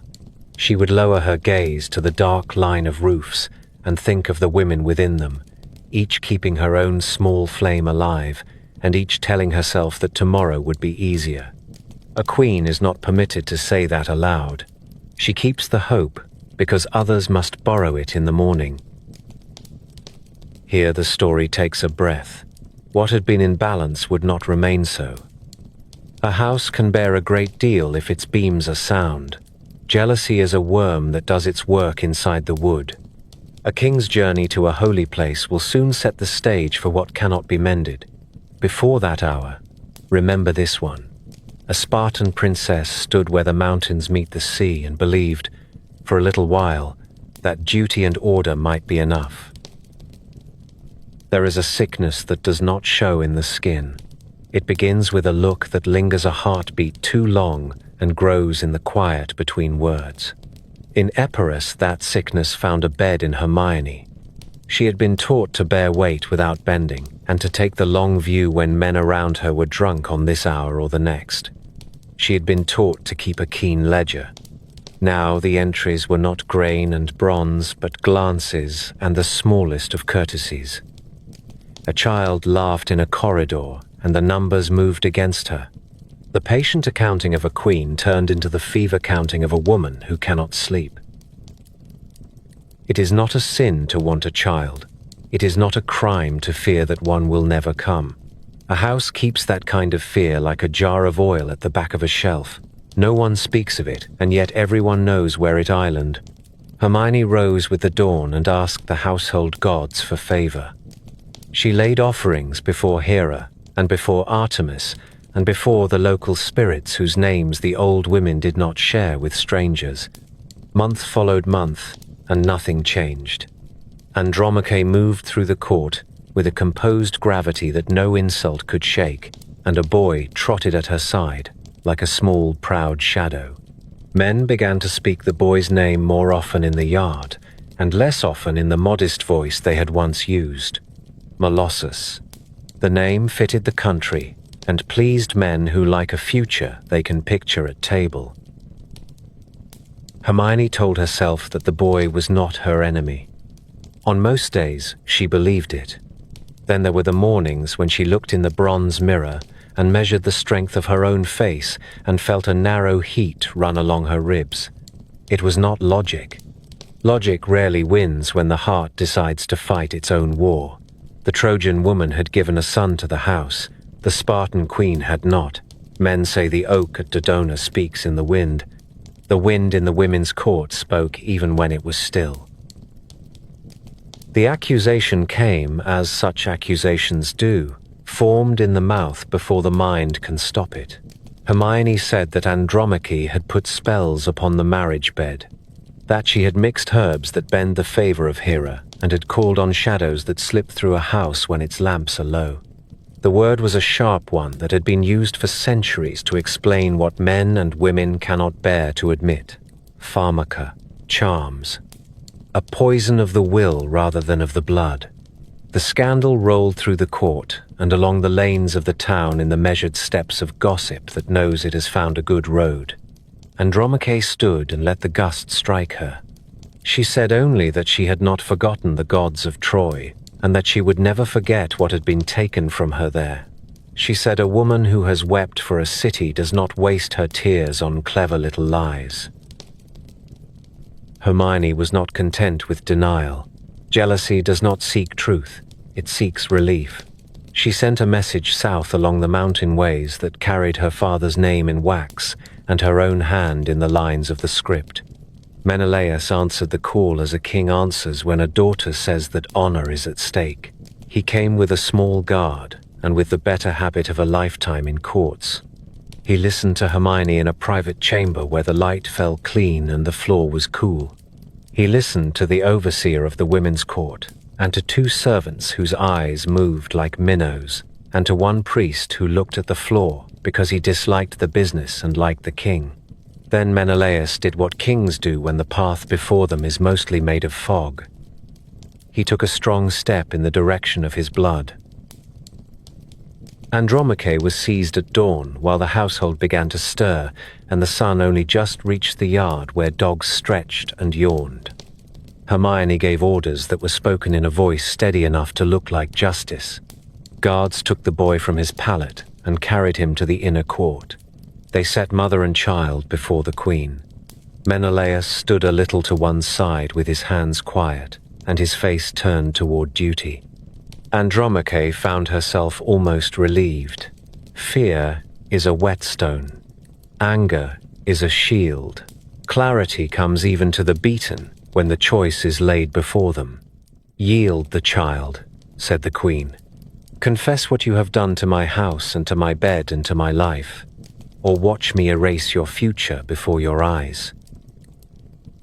Something in the Trojan woman straightened then, as if a bar had run down from the back of her skull to the base of her spine and become iron. She looked at the Spartan king and then at the Spartan queen. She spoke as one who has already learned what loss can and cannot take. She said that a captive can be made to kneel, but truth will not. She said that any harm done to the boy would bring down a curse that no altar could lift. Hermione answered with the simple words of a ruler who believes that mercy has grown too costly. She ordered the guards to pull the child away. She had knives near at hand in case the will of the room faltered. She had men who would obey because they knew their pensions were at stake, and because the habit of obedience is as strong as a prayer muttered every day since childhood. The court might have blackened its own heart that morning, had not the door opened to a voice that carried the weight of other years. Peleus came in behind that voice like a yard of winter cloud that does not need thunder to command respect. The old man had left Phthia more quickly than his age should have allowed, and the journey had put a hard edge on his temper. He did not bow to the king of Sparta. The old know their rank, without titles. He spoke as a father of a greater king, and as a man who once had a goddess in his bed and learned how small any mortal looks when he pretends to judge like a god. He took in the posture of the guards and the set of Hermione's mouth and the rigid stillness of Andromache. He named the intention before anyone else dared to speak it. "You mean to murder this woman and her child and call it order?" Menelaus did not flinch.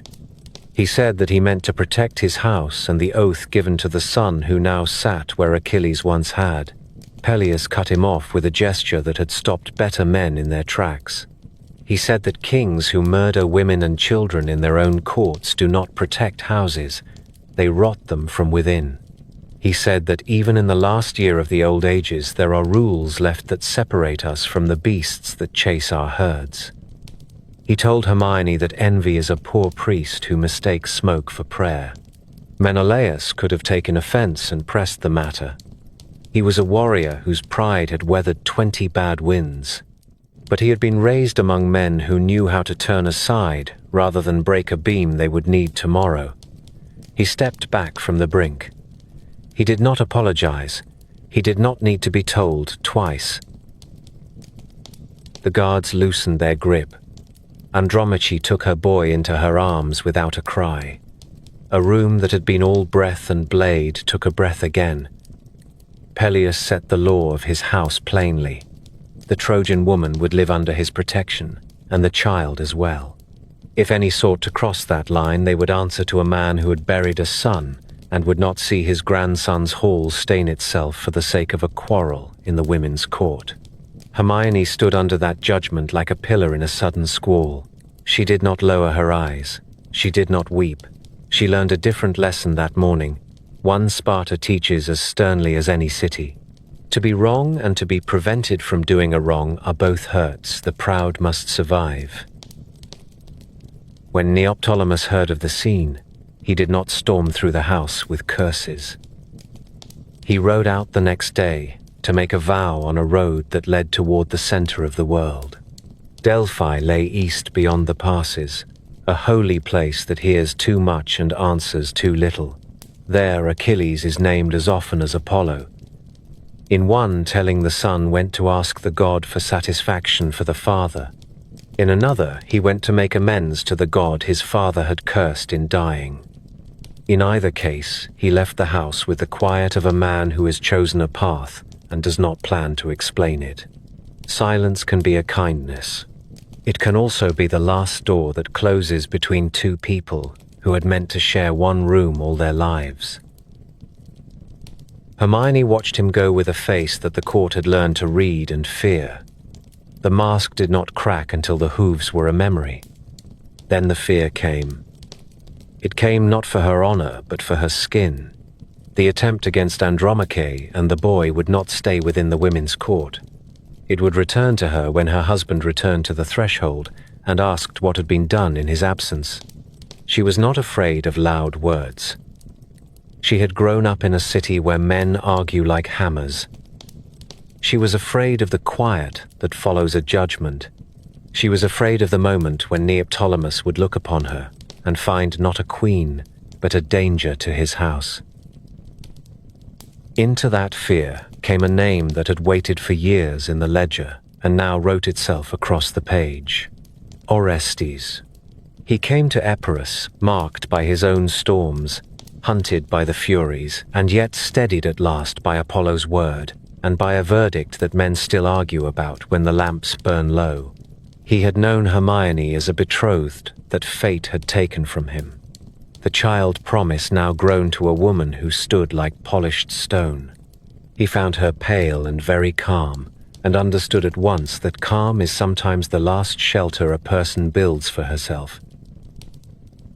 There are stories that make of this meeting a complete conspiracy, planned in detail long before footsteps sounded in the same corridor. That is more tidy than life. Orestes had means.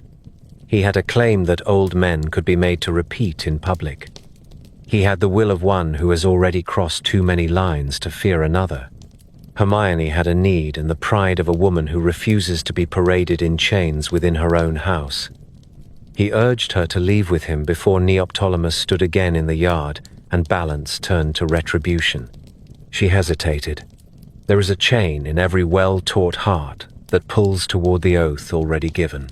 Then she looked at the door through which a child had been dragged and at the stool where a Trojan woman had nearly watched a murder become law. She remembered a grandfather's promise and a father's second pledge, and the long years in which her own need had been the last column in other people's sums. Hermione went with Orestes. The flight did not sound like a hunt in the yard. It sounded like the careful steps of servants who know when to look the other way.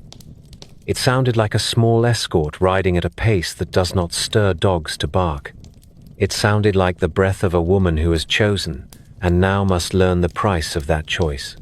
Behind them, Peleus stood in his court with a face carved from the same stone as the mountains, and thought of his son and of a temple far away, where answers are written in blood as often as in smoke. Andromache sat in a quiet room and held her boy, and did not think of blessings. She thought of how very narrow the bridge had been, and of the fall that had not come.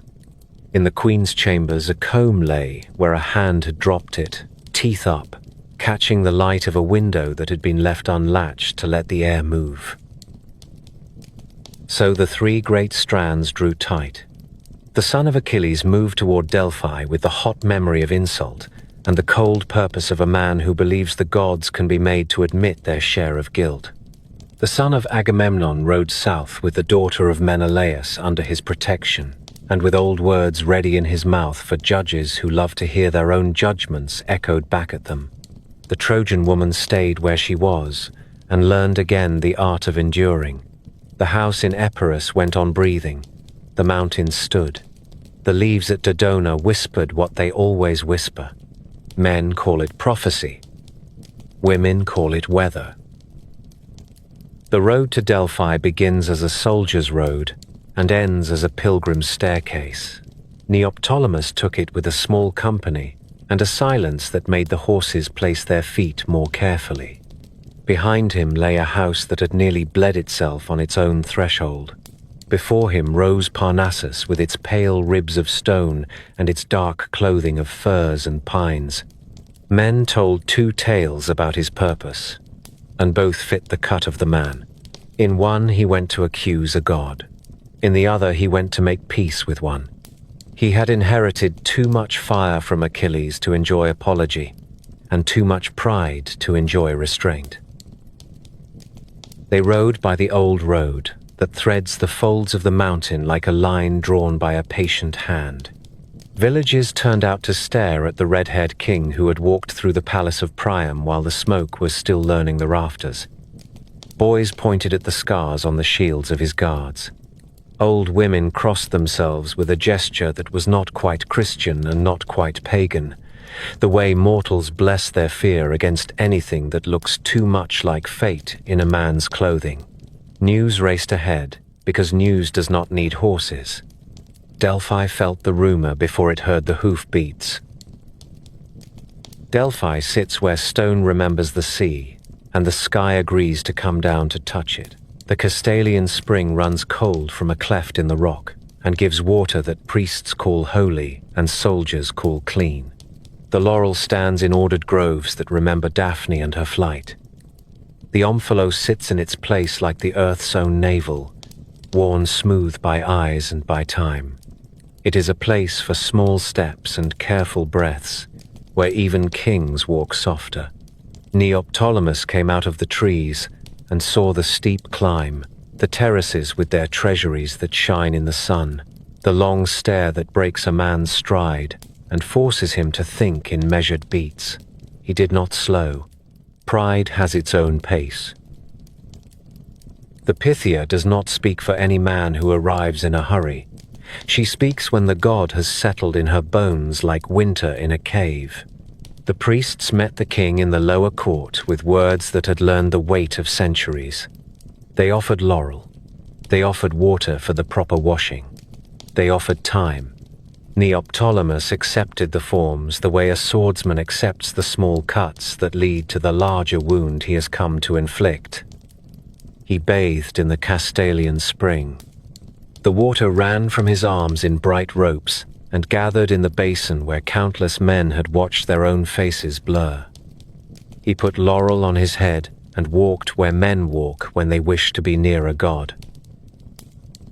Here stood the treasuries, little temples built by cities that wanted Delphi to remember their victories. The Athenians had set up their gifts with that careful grace Athens favors, Doric lines that talk more than they sing. The men of Sicyon had offered bronze that keeps its color like a held breath. The islanders had brought gold that looked like sunlight trained to obey. Neoptolemus climbed through that avenue of pride and saw a mirror of what men think will please a god. He was a soldier. He knew better. The god is pleased by fear and by correct words, and by the knowledge of one's size. It was not his way to know his size. He had stood over Priam in the night of Troy and held an old man's jaw in his hand and watched the eyes go from rage to pleading, to a kind of dignity that makes a younger man feel a little smaller, even while he does what he came to do. He had dragged that memory across 2 seas and into a house that tried to learn gentleness under a roof that bragged of iron. Now he stood beneath Apollo's image and thought of Achilles cut down by a weapon no spear could have deflected, because the arm that bent the bow was not human. He thought of the arrow that had found the heel, and of the rage that had burned the air when the camp learned. Men blame the god when they are tired of blaming themselves. Neoptolemus had been tired for a long time. The priests guided him to sacrifice. A white ram whose horns had been gilded was led to the altar, and the blade bit clean. Smoke went up in a column that shifted and leaned, and left the priests to decide which way the god had set his face. The king watched the curl of it with a tight mouth. He told them what he had come to say. Achilles died by treachery. If there is justice in the bright house on high, then let it be spoken at Delphi for those who still kneel when they enter the court. If there is mercy, let the hand that sent the arrow ease its grip and hold back what has gathered over my house. He did not say the words softly. The mountain carries sound. Men on the lower terrace looked up, and the guards shifted their shields as if a sharper wind had found the steps. There is law at Delphi that is older than law in any city. A suppliant who takes the god's rope is to be spared. A quarrel is to be left at the foot of the stair. Blood is to be kept outside the sacred line. The priests speak this law with the calm of men who have repeated it at births and at funerals, and at those hard hours when men try to drag their own hate into holy ground. Neoptolemus knew the law. He had flouted better laws in worse nights. He did not come to be turned away by an older man's tone. He demanded audience with the Pythia, and demanded it now. The god is not a steward to be called from his ledger, because a visitor grows impatient. The priest Macaerius raised a hand the way a man raises a hand to still a dog. A soldier behind Neoptolemus shifted the weight of his spear from palm to palm. No blood yet, only the sound of footsteps. Orestes arrives in some tellings at this point, as quiet as smoke in a hall, and just as real. In those versions he had followed Neoptolemus like a shadow that knows what time the sun will go down. He had spoken with certain priests who do not mind the weight of another man's gold if it is placed on the scale with the right liturgy. He had found a way to bring his case inside the circle of the god, where he would not need to lift a blade to bring the blade down. In other tellings, Orestes was not yet there, or was there as a mere rumor, and Neoptolemus made his own enemies before anyone else needed to lift a hand. Greek stories grow like vines on the same trellis. The shape is true, however the leaf curls. A young king pressed a god. The sanctuary pressed back. Delphi has its own garrison. The sacred precinct is not defended only by old men with ash sprinkled on their hair. There are men there who know how to hold a gate and how to take a blow without letting the spear line break. Neoptolemus sensed them before he saw them. He felt the presence of soldiers the way one hunting dog recognizes another. He understood that this beautiful city of offerings and poems had iron behind it that did not need to declare itself. He had grown up among men who considered that admirable. He also had grown up among men who consider it a challenge. He climbed the last steps to the temple porch where the great doors stand carved with scenes of gods and of mortals who sometimes forget the difference.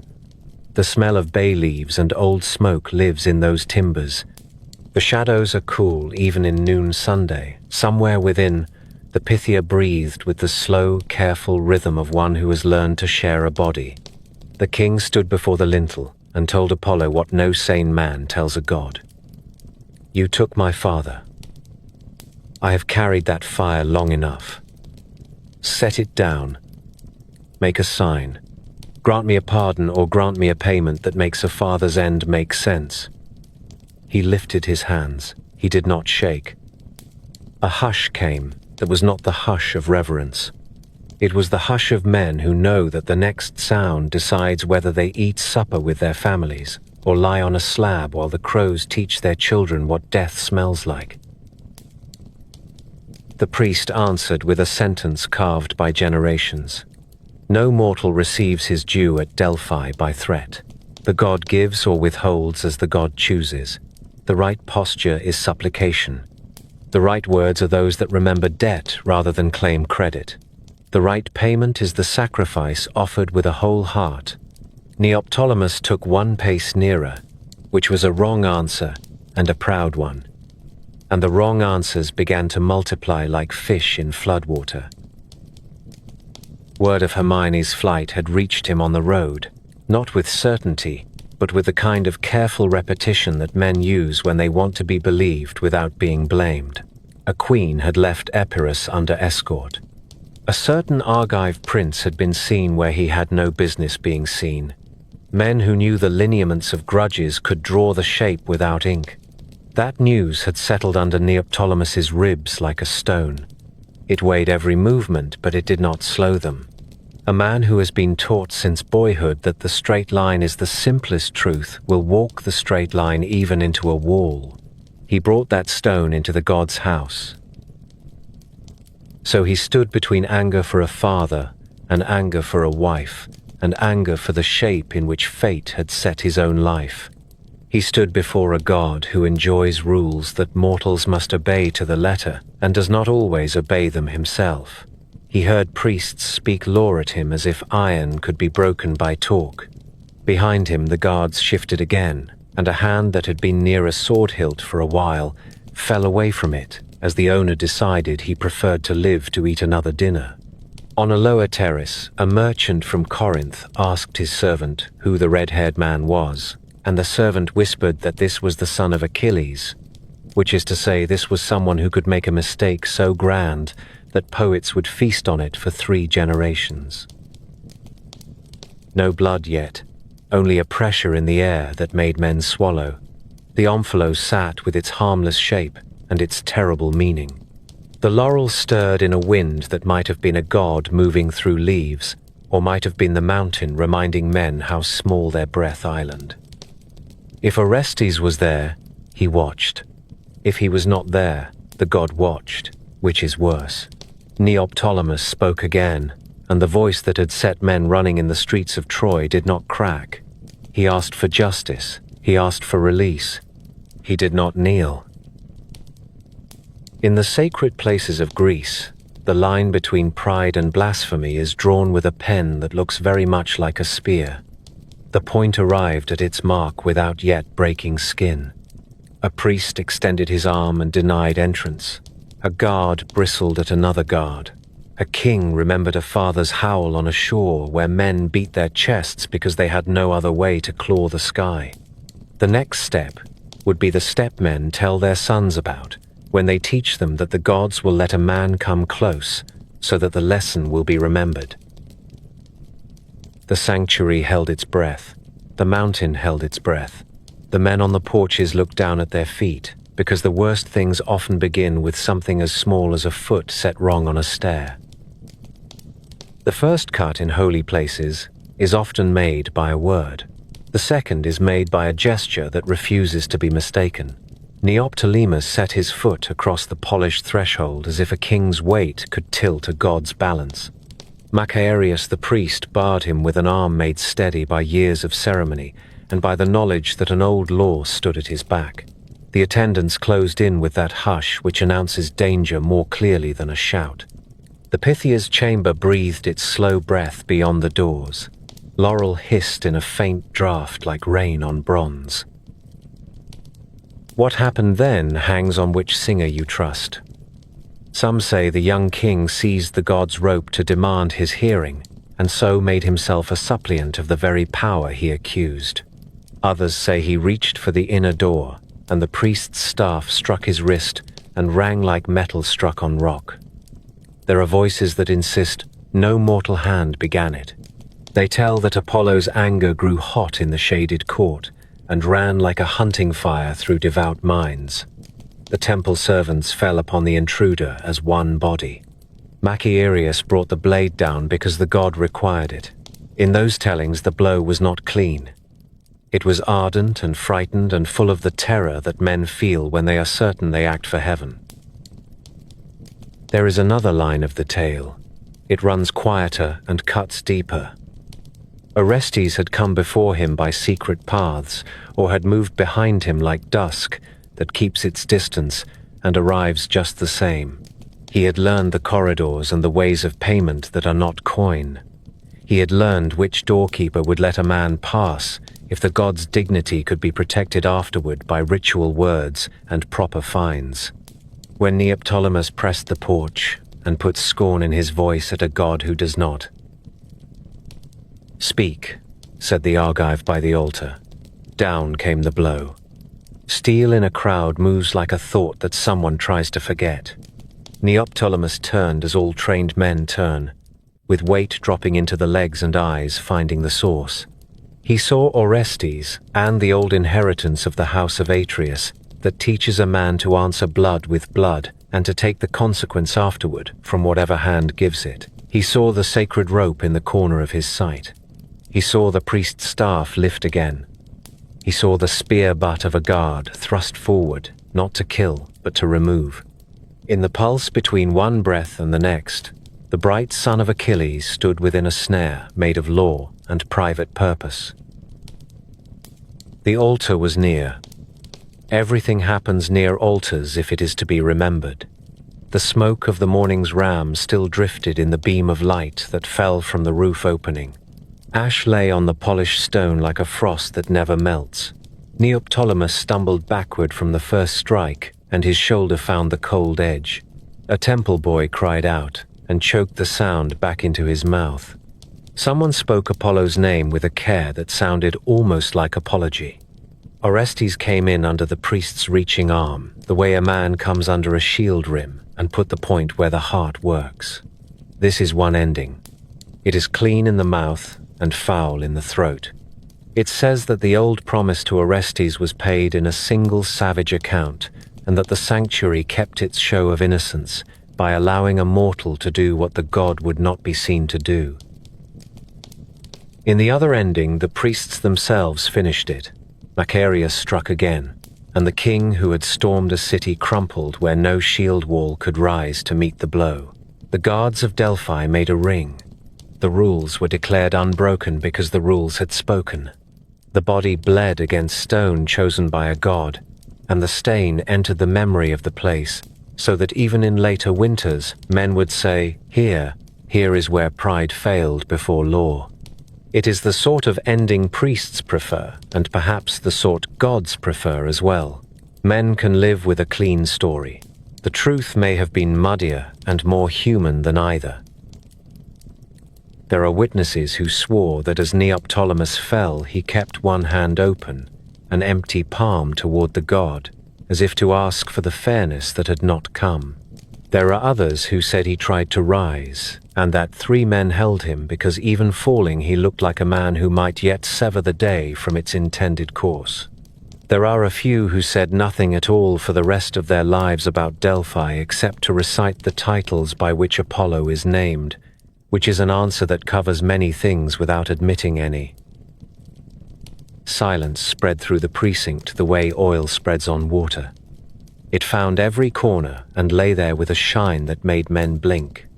The attendants moved with trained hands to purify what could be purified and to remove what could not remain. A litter was brought that had carried elders in triumph at festivals and now bore a young king to a colder room. A single bright line of blood crossed the lip of the altar stone and dried there in the afternoon. The Pythia never appeared. She did not need to. The god had spoken in the only language men never forget. Word fled faster than the men who carried it. It ran down to the treasuries and into the shade where merchants counted their small victories. It ran to the Castalian spring where women cupped water with serious hands and pretended their ears were not full of news. It ran along the road where soldiers guarded the bend that bands of thieves favor, and it ran past them with a speed that thieves respect. It reached the lower villages by nightfall and the coast by the next morning. It reached Epirus in the hard voice of a rider who had not slept. It reached Phthia and laid itself down at the feet of Peleus, like an old dog that knows it has brought a bad thing home and waits for the hand that will not strike. The old man did not tear his hair.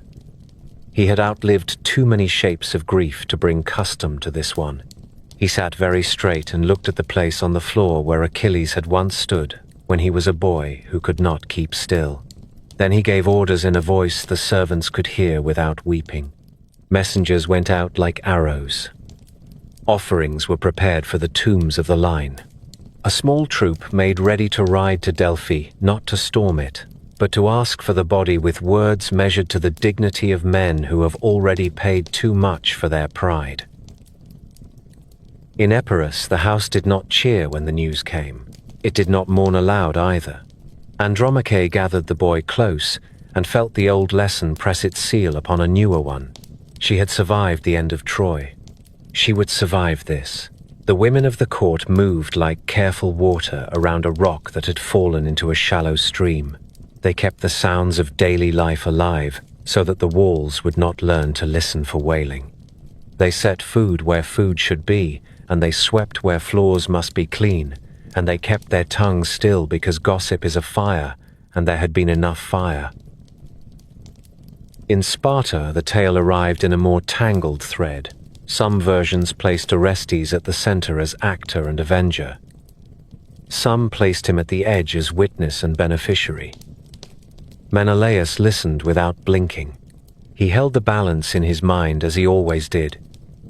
In both versions, the oath he had made at Troy had been carried to its bitter end. In both versions, his daughter stood now in the custody of the man to whom she had first been promised by Tyndareus, in rooms that smelled of oil and old cedar. In either case, the world would say, Sparta keeps its word, because Sparta makes its words line up in the end, even if the way between is dark. If you ask Delphi, it will tell you nothing new. The sanctuary offered purification for the blood that had fallen within its lines. It offered words to cover the actions of its servants, if its servants had acted. It accepted gifts from those who preferred the tale that set Orestes' hand to the work, and gifts from those who preferred the tale that set the gods' anger in mortal arms. The omphalos sat with its familiar indifference. The laurel rustled and meant whatever men needed it to mean. Hermione did not stand in the temple porch when the blow fell. She learned of it on the road where the dust clings to the sandals and the sun makes a white band along a spear shaft at noon. Her reaction was neither triumph nor horror. It was a steadiness that looked strange on a face that had not been made for such heaviness. Orestes told her with the economy of a man who has learned that words can be either lids or blades. He did not blame the god. He did not absolve himself. He said only that a reckoning had come, and that a debt that had snarled 2 houses had found its bitter coin. They reached Argos by stages suitable to a royal bride who is not meant to look like a fugitive. At each stop, the elders who preferred the older promise came forward and spoke as if the scroll they had kept wrapped in their memories had finally been unrolled. In the markets, women murmured that Helen's daughter had come at last to the place where her grandfather's word had placed her first. In the men's courts, captains measured Orestes with their eyes and decided that a man haunted by furies can still keep a city if he has learned to keep himself. Priests found omens in fire and in the splittings of liver that agreed with the mood of their audiences. The great houses sent gifts that congratulated without saying on what. Argos wakes early. The light comes low across the plain and slides up the citadel until stone that was grey at dawn turns the colour of bread just pulled from an oven. On such a morning, the city looked up and saw a procession take the slope like a slow river. At its head rode Orestes, the last son of the house that had ruled these streets since men first learned to bind a wall with fitted blocks. Beside him went Hermione, veiled according to the old custom, not hidden, only tempered. The way you shade the eyes before you look at the Sunday. There had been years of wandering for the man. Furies are not an invention for the stage. They are a way of telling the truth about a mind that has been asked to bear more than it was made to carry. Orestes had sought the god's release at Delphi and had carried a ruling home from Athens, where a new court stood on bare rock and weighed murders that divided blood from duty. Men called it the Hill of Ares and said that Athena herself gave the casting vote that frees a house without unmaking law. That judgment had been earned with offerings and with a kind of humility that no prince enjoys. Now the verdict had weathered a few winters. The fits had grown fewer. The hand that once shook on the cup was steady more days than not. Argos watched the rider climb and measured whether the past still clung to him like a smell, or whether a city could stake its quiet upon his name. The rites for the marriage were set out as if a scribe had taken from a chest an old scroll and found it whole. The elders of Argos and the great men of Mycenae met on the broad stair before the palace, where Agamemnon had once stood in a cloak that had been woven to hide murder in its folds. They greeted the bride with courtesy that did not try to look like love, and greeted the groom with loyalty that did not try to look like fear. Priests of Hera came first, since Hera loves the bond that ties houses without breaking either. Priests of Athena followed with quiet words about rule that lasts longer than a season. There was libation to Zeus of the household, because a marriage draws a new circle that must be protected from within as much as from without. Helen's daughter knew the forms. She had moved through more than one palace and had learned how ceremony can turn a crowd into a single witness and a promise into a thing that can be seen and touched. She stood beside Orestes with the poise Sparta had hammered into her and with a softness that belonged only to her. When her veil was lifted, she did not blink. She let Argos see that Menelaus's iron and Helen's brightness could live in one face without quarreling. The hall murmured in a way that bodes well for queens. It is not clamor. It is a settling sound, as when men adjust their cloaks because they think they will be sitting here a while. The vows were neither sweet nor new. They were the old words that outlived the men who first spoke them. Orestes gave gifts in public that reminded every watcher that a king is rich because his city is rich, not the other way around. Gold from storerooms that had stood locked since before the war. Linens from Egypt that had made their way to the Argive Gulf by merchants who brave storms and taxes with equal patience. Horses from the same plains where Danaus's daughters once came with their jars and their difficult history. Hermione answered with the dowry a Spartan king had prepared, fine armor that had been fitted in Helos. Chests of oil from groves that kept their fruit even in lean years, because the women who kept them were tireless and did not miss a worm. Tablets that tallied estates offered to Argive temples in the bride's name. Between the two of them, they made public what a marriage should always make public to a city. We are not a new appetite come to feed. We are a new wall come to stand. There was politics beneath the feast as always. Sparta and Argos had feinted and fenced since before boys learned their first letters. This binding of daughter and son was a rope knotted across an old fault. Menelaus sent words that were short and solid. The king of Sparta recognized his cousin as the rightful lord in Argos and Mycenae and stood ready to send spears if the old quarrels tried to walk again. He sent servants who could whisper that the hand which once pledged a daughter to Achilles' line now placed her where Tyndareus had first pointed. The elders nodded as men nod who see the top edge of a problem shaved off without entirely dulling the blade. Hermione learned the pulse of her new city with the speed of someone who has taken 3 courts into her bones already. Argos does not move like Sparta.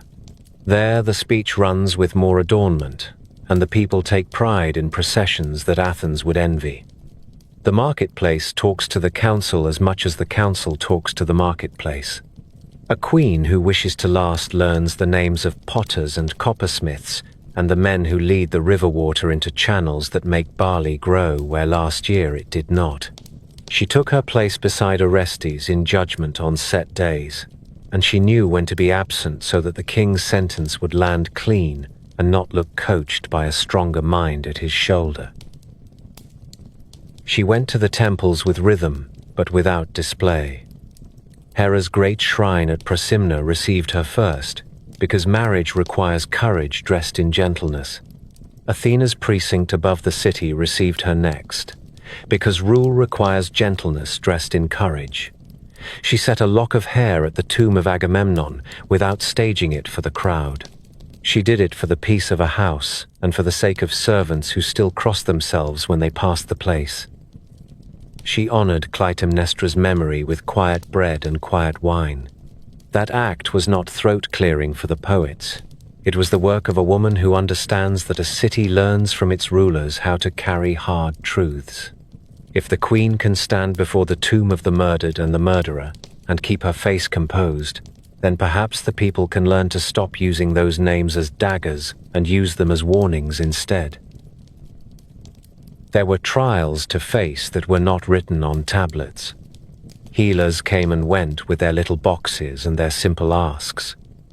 Eat this herb when the moon is new.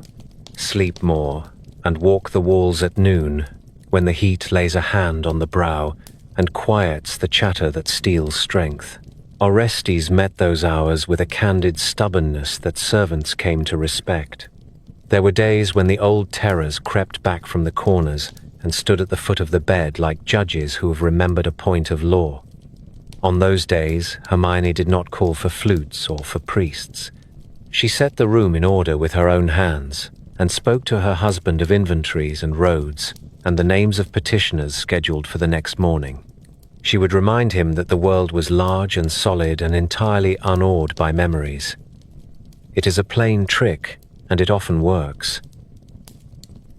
The city began to breathe, as a city breathes when it trusts its mornings. Roads were repaired that merchants had learned to avoid. Border stones were set again where small lords had nudged them with their heels. The harbor that takes Peloponnesian ships grew busier and a little more honest. The tax collectors learned to count properly under eyes that knew their sums from long practice. Hermione and order settled into Argive habit. The singers found a new stanza for their night songs. The last daughter of the Trojan War generation had come at last into a place where her hands were not ornaments but tools. Then came the news that every hall waits for after a queen has been seated. A midwife left a warm room at dawn with her hair uncombed and her eyes bright and told the door guards to pass the word. Hermione had borne a son. The house took the news the way dry earth takes the first rain. It spread through rooms and through lanes and out past the goat pens and the olive yards. Tisamenus.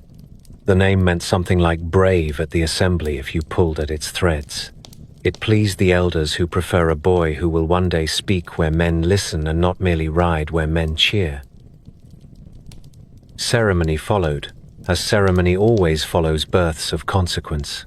The child was carried in clean cloth to altars within the palace, and then to the city shrine. The king gave gifts to the poor that were real and not performed. Oil and bread and coin that can be spent by men who know the value of coin. A few prisoners were released, who could be trusted not to make the city regret it. The child smelled of milk and of the old hope that runs through every civilization like a buried spring. Old women who had seen too much wept without hiding it. Men who had pretended not to worry about heirs, allowed themselves to laugh too loudly at jokes and to clap one another on the shoulders as if triumph belonged to them. For Hermione, the hour was a private correction written upon a public page. The long fear that had hollowed her in Epirus now had an answer. No spell had governed her body. No god had closed a hand over her life. She held the boy and felt possession tempered by an understanding that belongs only to those who have counted themselves childless and then are not. She placed his small fist around the edge of a seal ring and told herself a simple, true thing. My worth never sat in this cradle. My joy does. Those who watched her saw the composure of a queen and missed the smaller loosening inside her, where a terrible knot had undone itself at last. With the child, the politics deepened and softened in the same breath. Sparta sent richer gifts than protocol required, and spoke of the boy as a bridge between plains and valley. Envoys from Epirus arrived with correct words and careful faces. There was no profit in wounding a house that had learned to survive every blade turned against it. The priests composed new prayers that mentioned Tisamenus by name and asked that he be made wise, rather than merely mighty. The city liked that. Men have learned to fear boys who are only mighty. The court took its shape around the new center. Orestes resumed the steady grind of rule, and found that the baby's small breathing at night worked on his mind, like a soft hand laid on the shoulder of a man who has forgotten he is not alone. Hermione returned to audiences and to ledgers, and to the endless small mercies that make a palace feel like a home rather than a machine. The household learned to move around a cradle without hushing itself into worship. Laughter did not offend the child. Loud voices did not crack him. The dogs learned to curl under the chair where the wet nurse Saturday. The seasons turned. If one looked down from the walls toward the plain in the warm hour of late afternoon, the fields showed a color that had been missing in years of fear. Grain high enough to move like water. Vines tied with the careful hands of men who expected to be alive in autumn. The city is quick to borrow the mood of its rulers. Argos had borrowed steadiness and hope, and a useful memory that kept the ghosts in their rooms and did not let them dine at every table. A queen had come to her intended place. A king had found the part of his mind that could be ruled. A child slept with his fist clenched, as if even in dreams he planned to hold fast to this world. Peace in Argos is never a still pond. It is a river that runs with banks that look firm until the spring floods come down from the hills. The marriage had steadied the court. The birth of Tisamenus had given the city a face to turn toward tomorrow. Yet those who kept the old lists knew that the reckoning promised to the sons of Heracles was nearing its hour. In border towns, men spoke of scouts from the north who asked too many questions about passes and fords. In the temples, the priests found omens that could be read two ways, and chose the older reading because it let them keep their dignity. The name they whispered was the old one, the return. They wore many names, the Heraclidae, the descendants of the man who had bent a bow that no other could bend and had hauled the weight of the world for a breath while another caught his. In dry seasons they were exiles with a pedigree and patience. In wet seasons they were a flood. A generation had grown into its strength since the first failed marches toward the Peloponnese. Now they gathered under leaders who had learned prudence from the arrogance of their fathers. They counted the small kings who would profit from a change in the larger house. They found allies among men who had grown tired of paying old taxes to old lines. A people that believes the gods favor it does not knock twice when it sees a gate begin to give. Orestes understood the shape of the threat, the way an old hunter understands the shape of a spoor.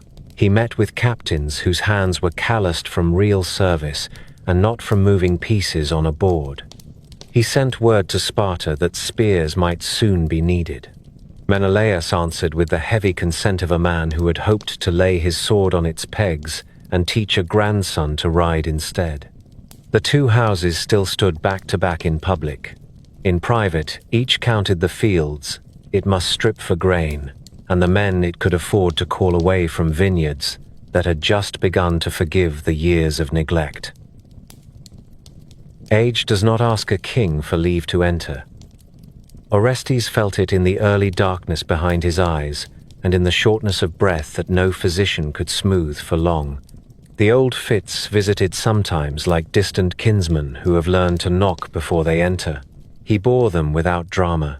In council, he was still the man who could set a room into a single mind with 3 sentences.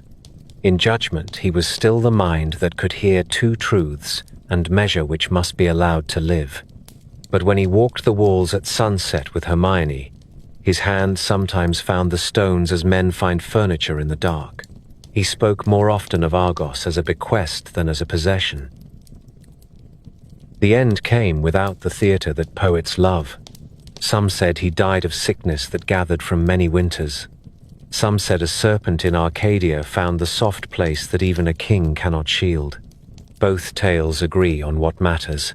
The ruler of Argos and Mycenae left a realm that had begun to believe in itself again. A bier was set out within the palace. The people passed in steady lines and left sprigs of laurel or a pinch of barley, or nothing at all but a look that said they remembered when law had been thin and fear plentiful.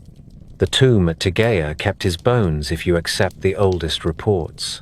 Later, men moved those bones or said that they did, which is how the living bargain with the dead when they need a sign that favors their side. Hermione bore the mourning with the same grave measure with which she had borne the wedding. She sat where widowed queens sit, at a height that lets the people see her and keeps them from touching the black of her sleeve. She listened to petitions because cities do not stop being cities when a king dies. She named the day when the black veil would be put aside for the work veil that admits labor. When she spoke to her son, there was no tremor. The boy fixed on the cool steadiness in her voice in the way a child fixes on a landmark in a storm. He knew the world had shifted. He knew his mother would not let him be required to prove it every hour. Tisamenus did not wait long to be named what he already was. The kingship fell to him not only because blood demanded it, but because the elders knew that a realm with two minds invites the kind of visitor already camped beyond the passes. The lad stood at the altar and accepted the diadem from hands that had placed it once upon his father. He did not look like Menelaus, and he did not look like Agamemnon. He looked like Tisamenus, which is to say he looked like a youth who knows the world has given him more than most and expects him to pay for it without complaint. Hermione stood behind him with the posture that courts remember when they tell stories about proper bearing. The Heraclidae did not send bards. They sent heralds. Their message was plain. The lands of their ancestor were theirs by right and by the will of those gods who had once made room for Heracles on Olympus. They would take them now with piety and with force. The river crossings filled with men who had walked from the north with good sandals and better discipline. The narrow places where stones and spears talk to one another grew crowded with small fights that end neither war nor argument, but make both louder. The Peloponnese felt the old board shift under its feet. The war that followed is told differently in each city that survived it. In Argive telling, Tisamenus held the gates with a courage that made old soldiers look at one another and remember why they had sworn the oaths their mouths had grown tired of. In Spartan telling, the last Atreid king stood and fell and stood again, while messengers ran south to ask for lines of shields that could not arrive in time. In the tales of the invaders, justice walked in at last and found the chair that had been kept warm for it for 3 generations. The names of the Heraclid leaders come and go in these lists like fish in moving water. Hyllus had failed in an earlier generation. Now men spoke of Temenus and Cresphontes and Aristodemus and their sons, who would divide the peninsula as a man divides a cloak among brothers. The decisive fight broke a few miles from Argos, near ground that has seen too many flags to care which color flies next. Later singers called it the Battle of Cleone. Others put it nearer to Corinth. What endured was the end of a line rather than the choice of a field. Tisamenus led what he could gather. Veterans with scars that no longer hurt until it rained. Young men eager to prove that the songs remember fresh faces.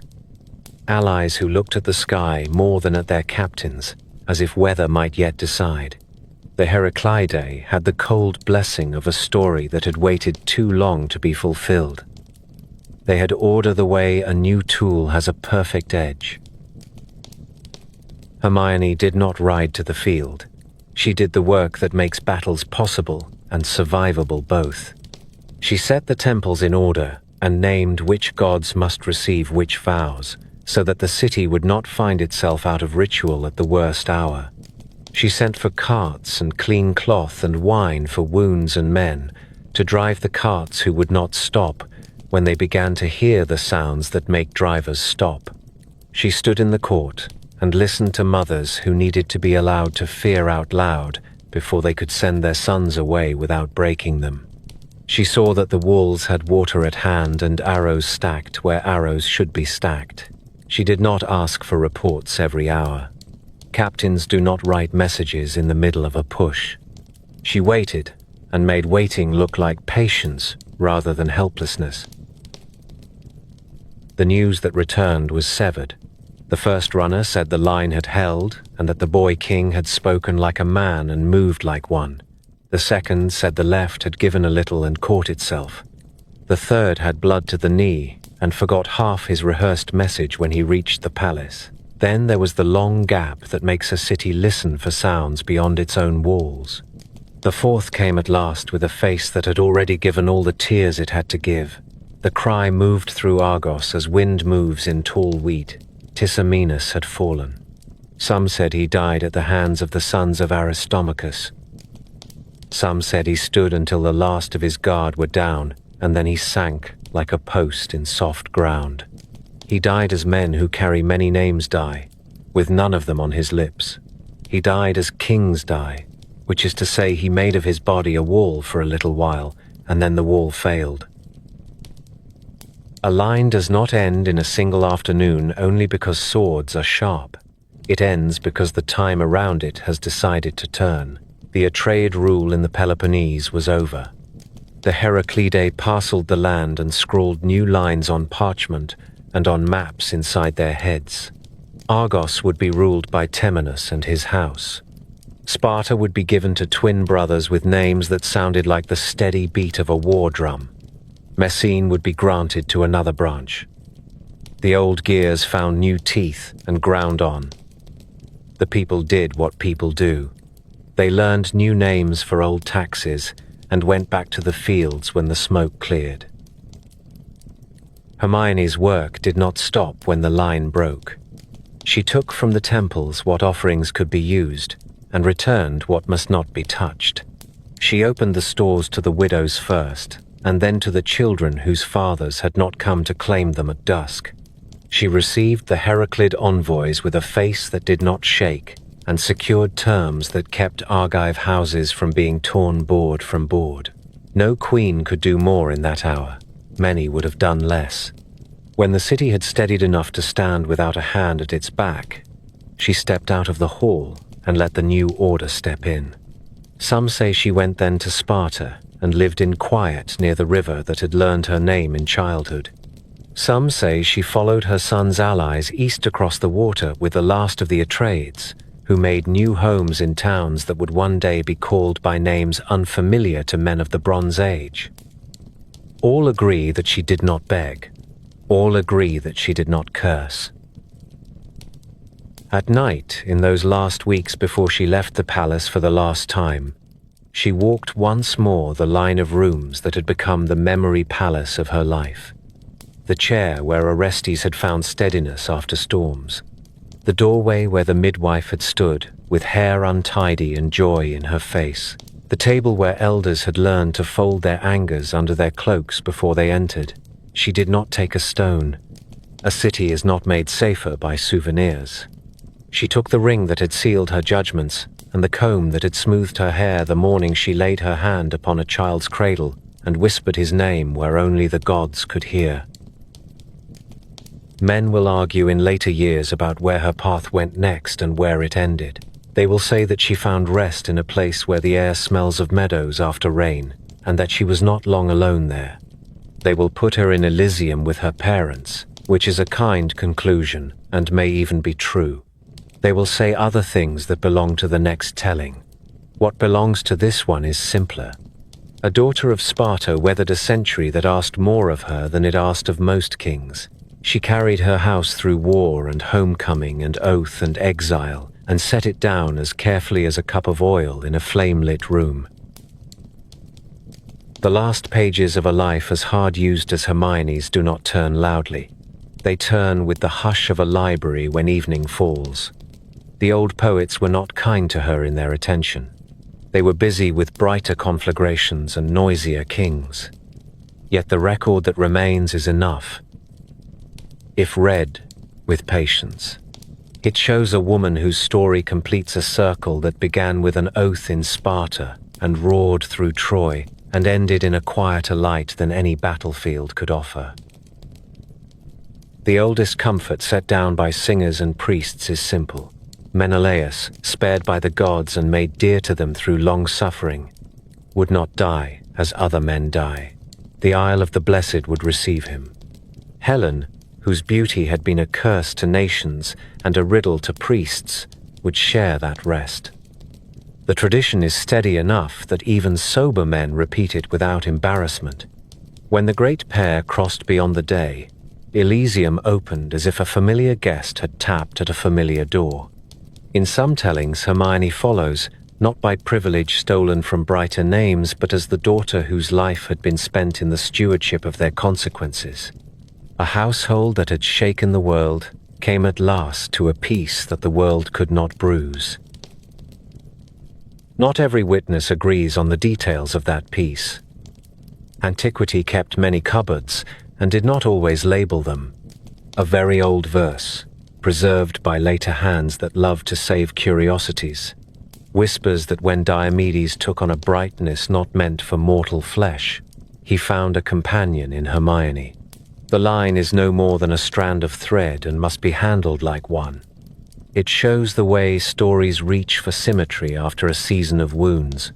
The hero who fought beside Menelaus and Odysseus would keep company with the child of Menelaus and the wife of Odysseus's kinsman. A circle made tidy for minds that long for tidiness. Believe it if you must. No law compels it. The better truth is that Hermione's shade, however placed, is imagined among the reconciled, far from the cold arithmetic of mortal courts. What the living can weigh more securely is her shape upon the ground she walked. Through her, the house of Atreus and the house of Sparta clasped hands more than once without letting pride turn the grip to a wrench. Through her, the last strong claim of Achilles' name touched land in the western hills where Dodona murmurs. Through her, the Argive throne found a queen who preferred sound bread to sweet speech, who fixed roads and tallied stores and listened to petitioners until their anger cooled of its own accord. She stood between the Bronze Age and what followed, a hinge upon which a door moved from one world to another. When the Heraclidae came with their old warrant and their new patience, when the last fires of the war generation sank to coals, she did not scream at the wind. She set things in order and walked on. Even the stones remember something of her. In the Argolid, there stood a coastal city that bore a name close to hers, a place of ship sheds and quiet harbors and old altars. Scholars have argued whether the town gave its name to the woman or the woman to the town. The ancient habit is to make the land and the lineages answer one another with a nod. It is enough for memory that the syllables were kin. Men said Hermione and meant the city where Poseidon had an older claim than most. Men said Hermione and meant the daughter whose footsteps crossed the peninsula like a shadow at afternoon. Place and person together remind us that Greece is a country where myths and maps lean over the same table. Her significance does not scream, it accrues. In each text where she appears briefly, the scene steadies because her presence makes other people answer to their oaths. In Homer, she is a prize of lineage, golden as the goddess herself, a promise that the royal blood will not run thin. In Euripides, she is a figure written with brutal honesty. First a young wife sharpened to cruelty by fear, then a woman carried at last into the marriage that had been pledged for her before she could speak. In the travel notes of later elders, she is recalled as the mother of a last king, and as one more thread by which the old tapestry insisted on holding together long after new fingers had begun to pull. The facts are not grand. They are adamant. She was a node where houses met. She was a bridge between anger and order. She was the quiet master of a ledger that kept Greece from overdrawing what dignity it had left. The image that remains is not of a queen on a throne. It is of a woman in a doorway at dusk. Behind her lie courts that have seen too much light and too much smoke. Before her lies a street with ordinary voices. She holds both without flinching. She has learned the cost of fame by watching it age her parents. She has learned the cost of vengeance by hearing it ring through her uncle's house. She has learned the cost of ambition by living under the roof of a man whose very breath quickened the pulse of war. She has learned the cost of patience by waiting for a child, and by waiting for a city to take her measure, and by waiting for history to stop passing its bill through her hands. The gods favored louder names. The poets chased brighter torches. Yet, when the long sum is done, Hermione stands at the center of the reckoning. Through her, the last sparks of the Trojan fire were carried into a safer pasture and allowed to die. Through her, a dynasty found its final heir and gave him back to the land with honor when the time came. Through her, the work of putting rooms in order and keeping ledgers clean, and seeing that the old are warmed and the young trained, did not fall through the cracks while men spoke about glory. This is not a small legacy. It is the Commonwealth itself, folded into a single life and given shape by a single will. Imagine then the final scene that does not need gold leaf to be remembered. A plain meadow. A wind that smells of grass and of the faint salt the world always keeps in reserve. A figure that turns at the sound of footsteps she knows. A father whose temper has cooled and whose eyes have forgotten their blaze. A mother who at last is only a mother and not a cautionary tale. Their daughter steps toward them without urgency. They are no longer kings. They are no longer the measure by which nations test themselves. They are a family that history has finished with.